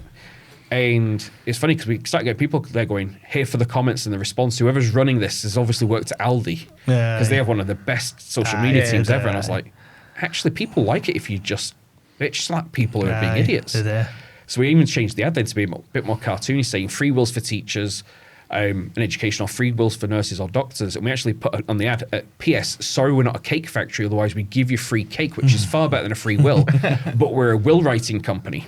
I think that's good, having an edge to the market. Sometimes you see it and it doesn't work, but it sounds like that one worked a treat. It works a treat, and we've since done over 29,000 free wills. We still do it today. We had to cut out some sectors because we weren't making money. But we added on other products that we could do, like utilities and stuff, and expanded it. And that was going gangbusters. And when it got towards the end of the first lockdown, we then started losing people because they're going, I'm making more money than I've ever had, but I'm having to work the evening. I'm having to work the weekends. And my old boss has offered me my job back now. They've reopened, and I'm going to go and take a job at 30 grand. And you're like, that's when it probably first hit me that people are inherently lazy. And this is going to probably get me cancelled everywhere over the world. A lot of people are poor because they choose to be. A lot of people don't have the life that they want because they choose to be. Now, loads of people are working hard. I know there's loads of people out there who have disabilities that are genuinely life-changing and they can't do anything. I'm not talking about those. If you look at, there's loads of areas where you can't give people a job.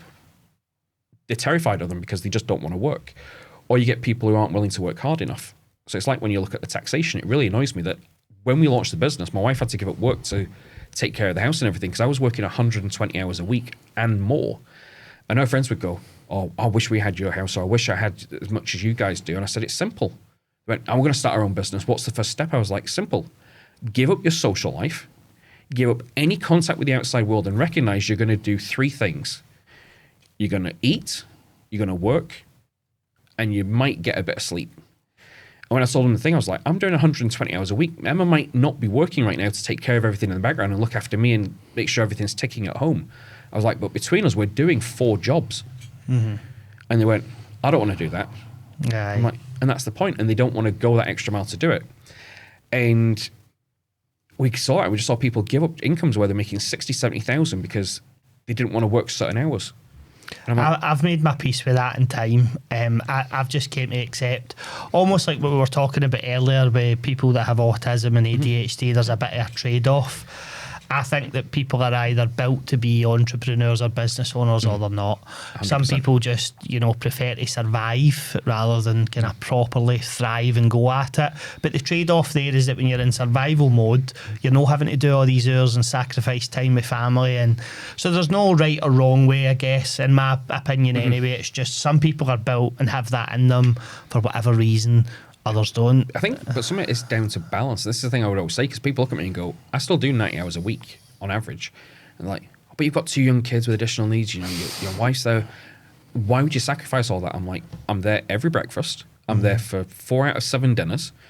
Take my kids to sports and stuff. I'm there at the weekend. So in the mornings, on Saturday morning, I'll usually spend time with my son in isolation, because like one-on-one time.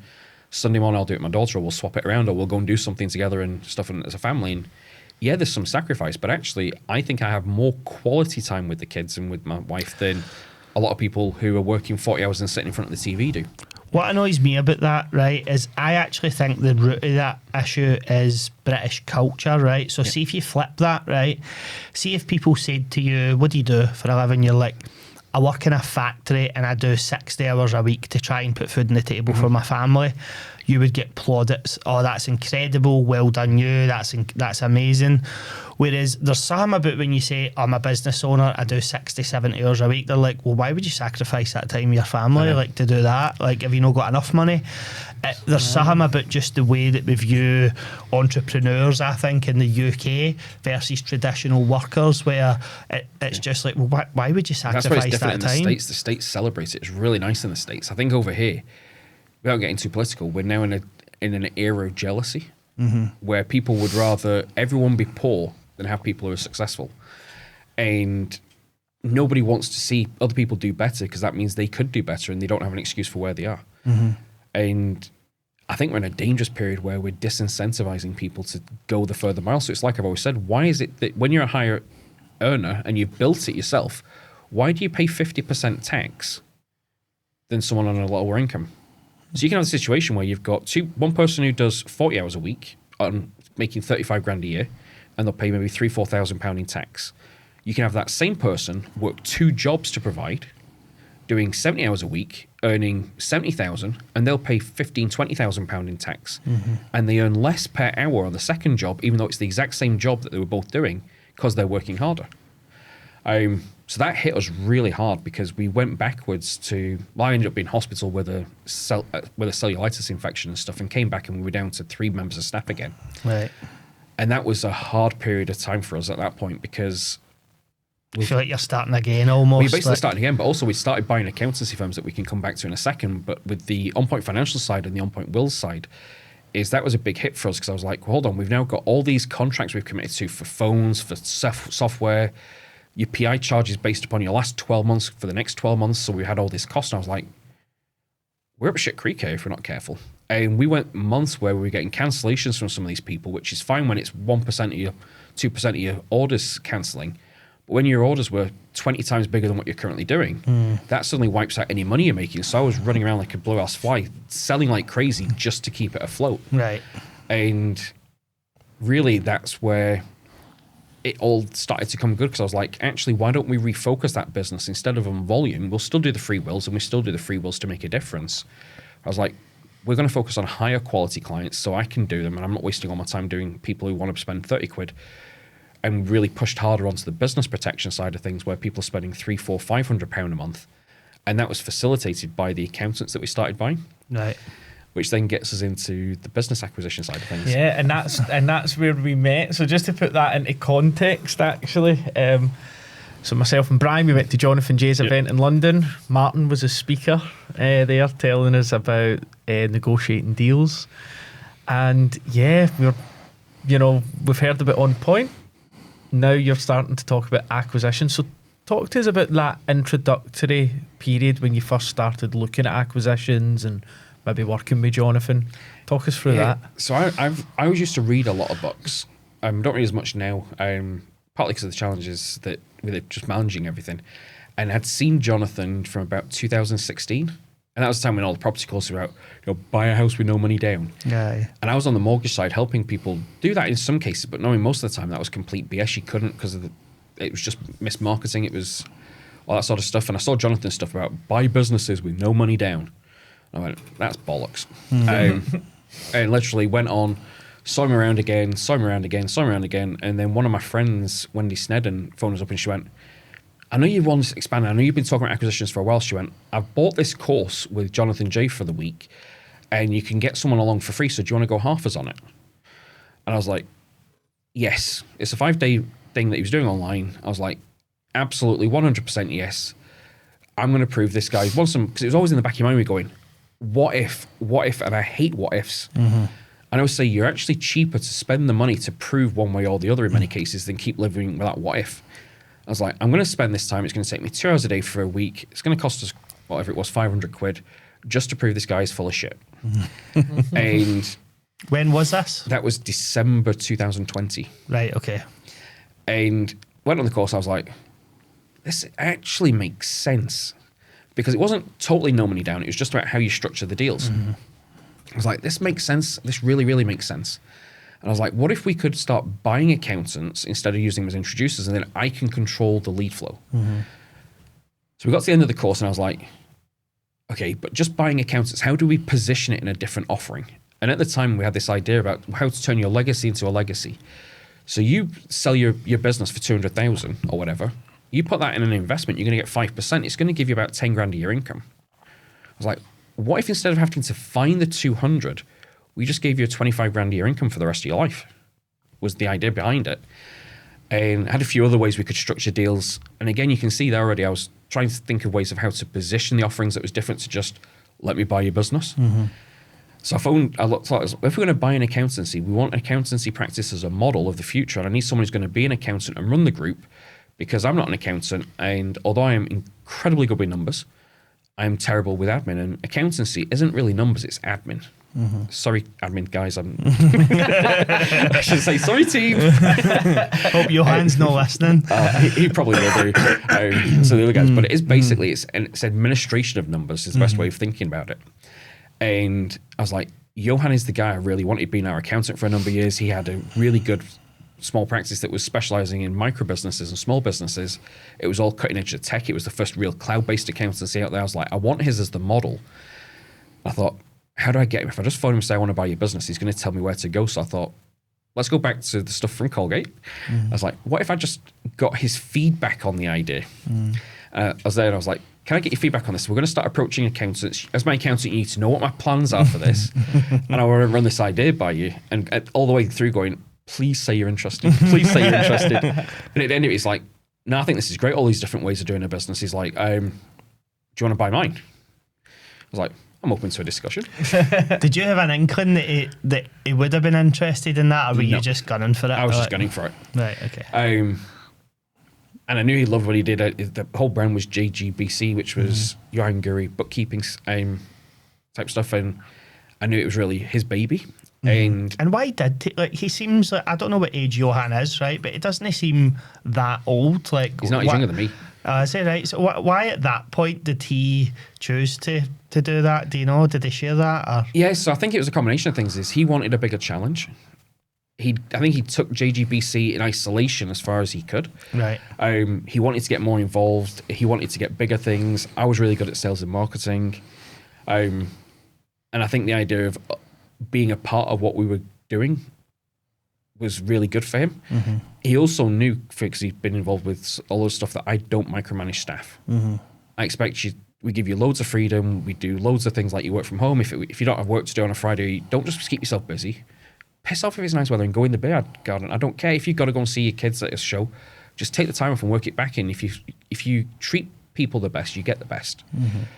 And he'd seen all that, so I think he knew that's what we were trying to do and wanted to be a part of that.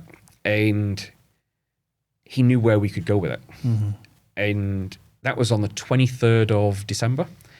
And that was probably the hardest acquisition I've ever done, because normally he looks over the accounts for us now and everything. I had to look over the accounts. Luckily, I could read accounts, and I could have probably been an accountant because I was good with numbers and stuff.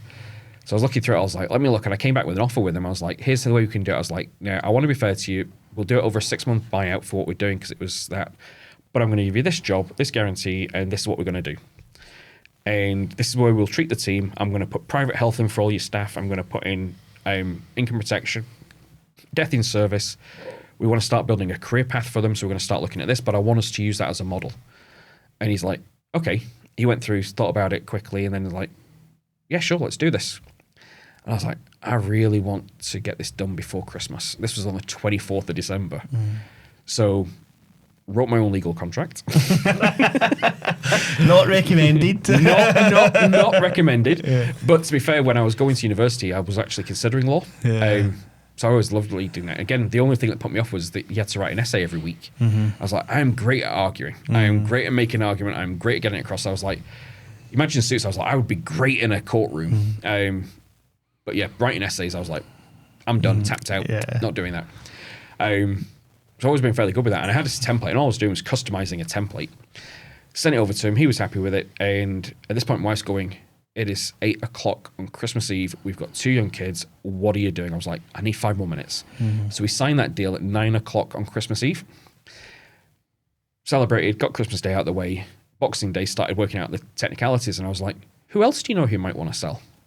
It's like, well, there is this one person, Vicky down south, who's been telling me she's struggling and stuff. And he's like, she's a phenomenal bookkeeper and a phenomenal accountant, but I don't think she's the best business owner.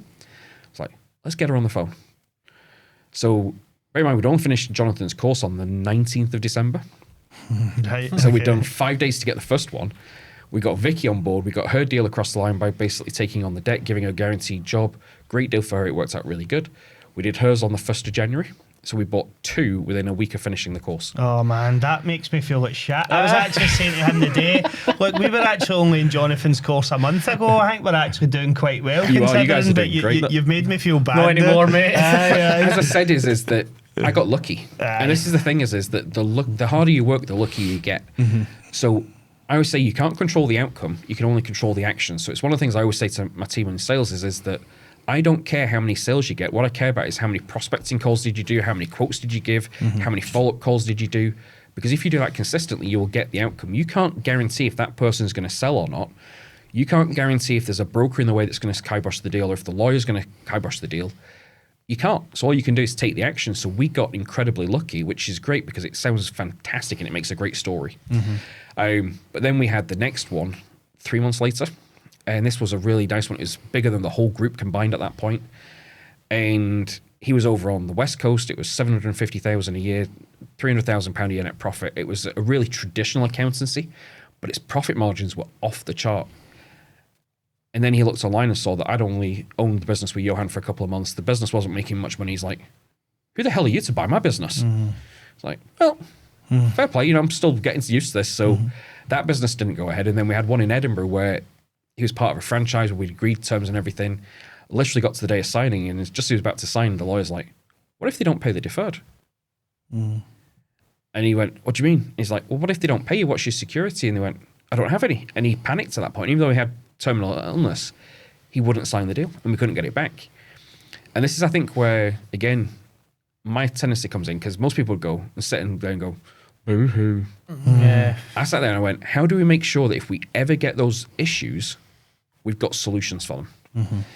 And that is the big thing I would say is every time we get into a negotiation and the negotiation fails, I find a way to get rid of that problem ever again. And whether that's with deal structure, whether it's through putting provisions in place, and again, falling back on consultative selling. So then we ended up we went through a dry period, then we had 2 in fairly quick succession that were both fantastic businesses. One of them was really interesting because we had one person who stayed more out of, she was a shareholder and she's like, okay, I'm going to stay for a year, but then I want to go off and do all this sort of stuff. And now she's actually one of our highest flying stars in the business. And she's absolutely incredible at what she does. And she's really come out of her own shell and it's amazing to see. But we started buying, we've got 7 accountancy businesses, I think it is now, including like R&D and stuff and that sort of things. And then I started going, well, hold on, we've now got an advantage here because we now know what people are spending money on and all these other services. We've got the accountancy that's feeding into On Point Financial, that's feeding into On Point Wills and Trusts. That's a really nice symbiotic circle, but there's loads of other stuff. So I was like, well, people are spending money on business coaching. My 10-year non-compete expires, so we launched Profits Boosted. And the idea there is it helps people with sales and marketing. It helps people remove profit bottlenecks from their business. We can coach them. We can go and rip their business apart. And the idea was actually with that, we could do that with our clients. But also if people were buying acquisitions, we could go in afterwards and do it with their acquisitions. Because we were quite prominent in Jonathan's group by commenting a lot. And I was like, well, what else? And then we added a wealth management arm, which again, I didn't want to deal with the FCA with that. So we basically had that as a trading style of another business where they managed and ran it. We got a cut of the profit. And then I was like, we would start negotiating deals because I was like, loads of people are coming to us for the accounting due diligence and then the deal's falling apart because they can't close a door. Mm-hmm. Never mind a deal.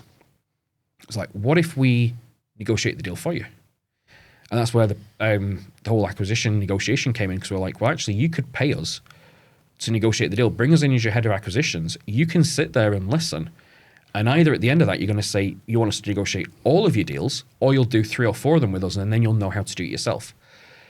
And the key requirement we had there is they must have gone on Jonathan's course because it gives such a solid foundation. It helps people source the business. It helps them understand what they're looking for. It helps them get out of their own head, helps them get there, helps them with the negotiation. But what you find is people bottle it at the last second because they can send out letters, they can send out emails, they can send out LinkedIn messages, they can get the person, they can have a 10, 15-minute chat. And then once they get the accounts, they shit the bed. Mm-hmm.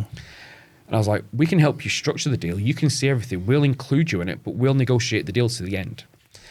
And we had quite a few people take us up on that, and it worked really well for a lot of them. Not all the deals go ahead because they still can't get out of their own way. Mm-hmm. So there's one that we were helping with a couple of women where it was a great acquisition, but they just couldn't get out of their own way. One of them particularly wanted crazy stuff, and you're just like, you've got to respect the business owner selling the business. You're not just taking the business off them because they're incompetent. They're retiring or they're moving on. You're basically the custodian of the business for the next generation. Mm-hmm. And that's the way I always look at it, is every business we do it's to pass it on to someone else, and that's what we always scale them with the mind. And then I was like, we're helping people negotiate deals, we're helping them with the accounting due diligence, and every time it was the freaking finance that let them down. Mm-hmm. Because brokers just didn't get it. Or they were like stuck in their ways and they couldn't solve problems. They weren't giving them advice on deal structures and stuff. I was like, well, hold on. You don't have to be fully trained. There's no qualifications to be a commercial broker. I'm sending them deals, telling them what finance to get. So why don't we just do the commercial broking as well? Mm-hmm. And what happened there is we now got this whole symbiotic thing where we can help people negotiate the deal. We can help them finance the deal properly, which helps tie into that. We help them structure the deal. We help them then do their accounting stuff. So we do the accounting financial due diligence. We've got a partnership with a couple of people that Jonathan recommends on legal side, and we've got a couple that we use as a backup. Then once we go in and we do all their business protection to protect them in case the key person dies or whatever. So we're protecting the business. We then go in with the wills and trusts and say, well, actually, for all your staff, we'll go in and do free wills for them all. Tell them you've paid for it all as the new bosses are welcome to the team. We can do like we do with the private health, with the life insurance and everything for them. And then we'll go in and do free mortgage reviews for them. We'll waive all the fees for it. We'll do their life insurance and stuff for them. And we'll actually give you as the business owner 10% of whatever we earn from that. And you can put it behind the bar at Christmas and everyone thinks you're God, but it's cost you nothing. Mm-hmm. And then we'll help you scale your business and then help you negotiate your next one. And that then goes in this massive circle round and round and round. And now we're going, well, we're missing marketing. So we're buying a marketing company right now and a video company. And the idea is that it sounds manipulative, but because we generally aim to be the best in everything we do, is it's like a spider's web on a roundabout. You might fall in at one bit, but then you end up getting whipped around the whole bit. And that's the whole idea of a group, isn't it? Yeah. It's that you're keeping all of that revenue from business to business to business. And I mean, the business is going to happen anyway. Exactly. Do you know, it's like they're going to spend on these things, in silo. So you're just being clever about it. What you do is you end up controlling the outcome. And that's what I always want, is I want control of the outcome. Mm-hmm. So I never want a deal to fail because someone else dropped the ball. Whereas if we've got the ball, we can run with it. Run with it. The other key thing though is it then means that we don't need to make a lot of money on each bit because we make a lot of money over all of it. And what we find is that, again, with that whole consultative selling, as you guys know, we'll spend loads of time sitting with people before they're even spent a penny with us, helping them structure deals, evaluate deals, get involved really early on so we can stop them making silly offers that they can't finance. And because of that, we then get a lot of loyalty. And as I always say to people is we're never going to be the cheapest, but we'll never rip you off. It'll be fair. And that's a really good positioning place in the market. And now people are coming to us more and more and more on the commercial side to finance acquisitions because they know we'll help them get it across the line, and then it all ties in. And now we're at the point where we physically cannot grow fast enough. So we brought on like an admin in January thinking that'll be fine. We're now advertising for 3 more administrators, which is really cool because they can do all the back office stuff. Gives me more time, even more to focus on the front office stuff. And that has actually really become a sales generator role for the whole group. So the accounting group's growing gangbusters, not because we're getting loads of clients coming to the accounting group directly, but because we're getting good quality clients to do financial due diligence, but then we're taking over the accounting, bookkeeping, payroll afterwards. And we're really going for those higher quality clients as a result. And that means we can give them a much more bespoke service. We can do fractional FD services. We can do all this sort of stuff. And it works because on the accounting side, I know that Johan just runs everything. I spend less than 10 minutes a week on that business, if that. And it runs really well. But what we've then done is duplicate that throughout the organization. So he can now be out of the organization. So he works on Client Engager, which is a project of his where it's going gangbusters, where he's basically partnered up with someone else and produced the best practice management software for accountancies. He does a lot of podcasting. He does a lot of talking and stuff. So he's probably out of the office half of the year. So we've got a team inside where someone else runs it. And they're really happy because it's built up, and it's about scaling those businesses and then building it forwards. But now that we've got all these different avenues, we can now go and buy any business in those areas and plug it straight in. And we know that we can buy a business and give someone a great deal, an unbelievably great deal, but it's a better deal for us. And that's what I always say is you hear people like say the art of the deal with Donald Trump and all this sort of stuff about how you win. And I'm like, you win by letting the other side win. You just win more. So you can take a business where they think they're getting a really good deal, but you know what you can do with that business on day one because you've got all these add-ons that they're not doing. So they get a great deal going, this is fantastic. And you're sat there going, so it's an amazing deal for you. No one would have given you a better deal, knowing it's an absolute stonker of a deal for us because of how it fits into the group. And so just to put a bow on that, right, because it sounds like since 2020 you've came a hell of a long way, right? So from, I guess, surviving COVID, but taking a bit of a hit and being back to 3 team members to now, 4 or 5 years later, give us a sense for the scale of the business. And you can do that either by talking about the potential revenue of the group if you're comfortable, if not, maybe even headcount within the group. Yes, well, this is where it comes down to knowing the details, which I'm not great at. So we've got, 14 or 15 businesses now? Across the whole group, we've got teams in Sri Lanka, we've got teams all across the UK. I would guess we're probably sitting about 40 members of staff now across the whole group. Wow. Turnover-wise, we should knock over somewhere between 2 and 4 million this year. And it's really funny because you look at the speed at which it's accelerating. To give you an idea, if you look at the commercial finance business alone, before October, we were getting maybe 2 or 3 inquiries a week, which is a lot for a commercial broker. After October, up until Christmas, we were getting 2 to 3 inquiries a day. And I was like going, this is a lot. Right now, we're averaging 7 inquiries a day, which I'm there going, because the key is because they're all coming in from the acquisition side, they need that business owner perspective. And it's really hard to recruit another commercial broker who does that. So I'm doing tons of that side of things and then outsourcing stuff I never thought I'd get rid of to the team. Going, well, actually, business protection, I can tell you what to do and you just go do it. Because I just don't have the time to do that. And that's where you get almost forced delegation. And that's now where we're going, well, actually, if we get the administrators in, I can spend all my time with the clients. They can do everything in the back office, and I just do what I'm best at.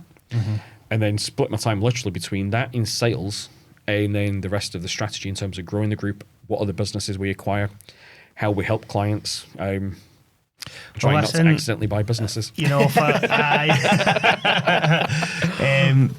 for what it's worth, I certainly look forward to you being able to take more money for us. We've had a short period of time working with you, but I think one of the last messages that I sent to you on WhatsApp was "I love you, Martin." So that shows you how the first month's went. Forget a 5-star Google review or any nonsense like that. That's as high praise as it gets. I appreciate that. I would say as well, just for anybody, obviously we met you through the acquisition sphere, and I don't know, I'll not speak for Brian, but when we get into acquisitions, we were very like, okay, we're at Jonathan J's event, there's Martin speaking, right, we've joined the mastermind. This all happened with instant decision making from us. So then we, as marketers, we start getting deals coming through, and we're like, right, we were in London 7 days ago, now I'm about to handle my first call saying I'm going to buy somebody's business. So it was it was fast and it was daunting, but the fact that we had access to you and we built the relationship with you, we went and met you for lunch, and it was unbelievably valuable for us, because I can't see how it would work if we didn't have somebody like you to lean into. Well, it just wouldn't, because we would reach a point of the deal where it would blow our head, because we've just never done it before, and again, I won't speak for Barry, but I'm not going to say I'm hopeless with numbers. I'm just not great with them. It's not my strength. I'm working on it. But without having somebody like you to lean in to go, this is kind of what we've got, what do we do here? I don't really see how we would just make our way through those next steps. We've not quite made one happen yet, but it's often, I think, the big thing, the real value add that we add, and I really appreciate the kind words there, is it's just solving problems. So it's like we've got a guy right now who brought us a deal where the guy who's selling it wants an insanely high number, but the guy who's buying it wants to pay it because he really wants the business. He knows it's a great platform business. And you look at it and you go, first of all, there's no way you can get to that number. But actually what we've done is structure a deal for him where he gets exactly what he wants in a way that means he's paying what I think he should pay for the business, but there's a way that he makes it a win for the seller. And it's something I've never seen anyone else do as a deal structure. But there's always a way of structuring the deal to get everyone the win. And that's where I think we overachieve, is helping people structure that, but also is that we're not trying to sell them the finance.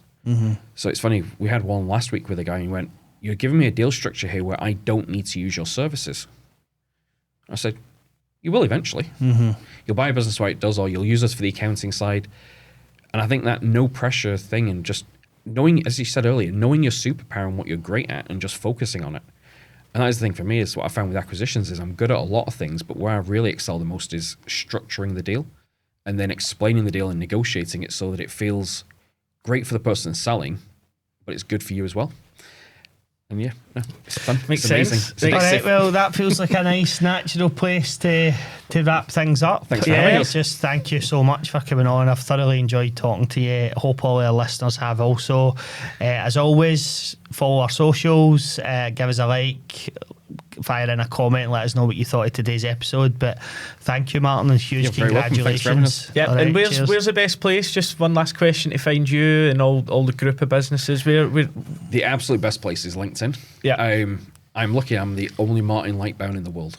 Right, okay. So there's even a couple of Barry Jollies out there. I don't know that. So yeah, if you go on LinkedIn, you'll see me there. Connect. I'm happy to chat with anyone. Or even just connect. We're going to start sharing stuff that we're doing and getting involved with a bit more. Now that we've got some admin support coming on, we can share what's happening and all that sort of stuff. And yeah, that's great. And for anyone who's looking for acquisitions, you guys will vouch for this. I would highly recommend you check out Jonathan J's stuff. It's what really transformed it for us. Brilliant. Awesome. Well, look, thanks again. Cool. Been a pleasure. Likewise. Cheers, guys. Cheers.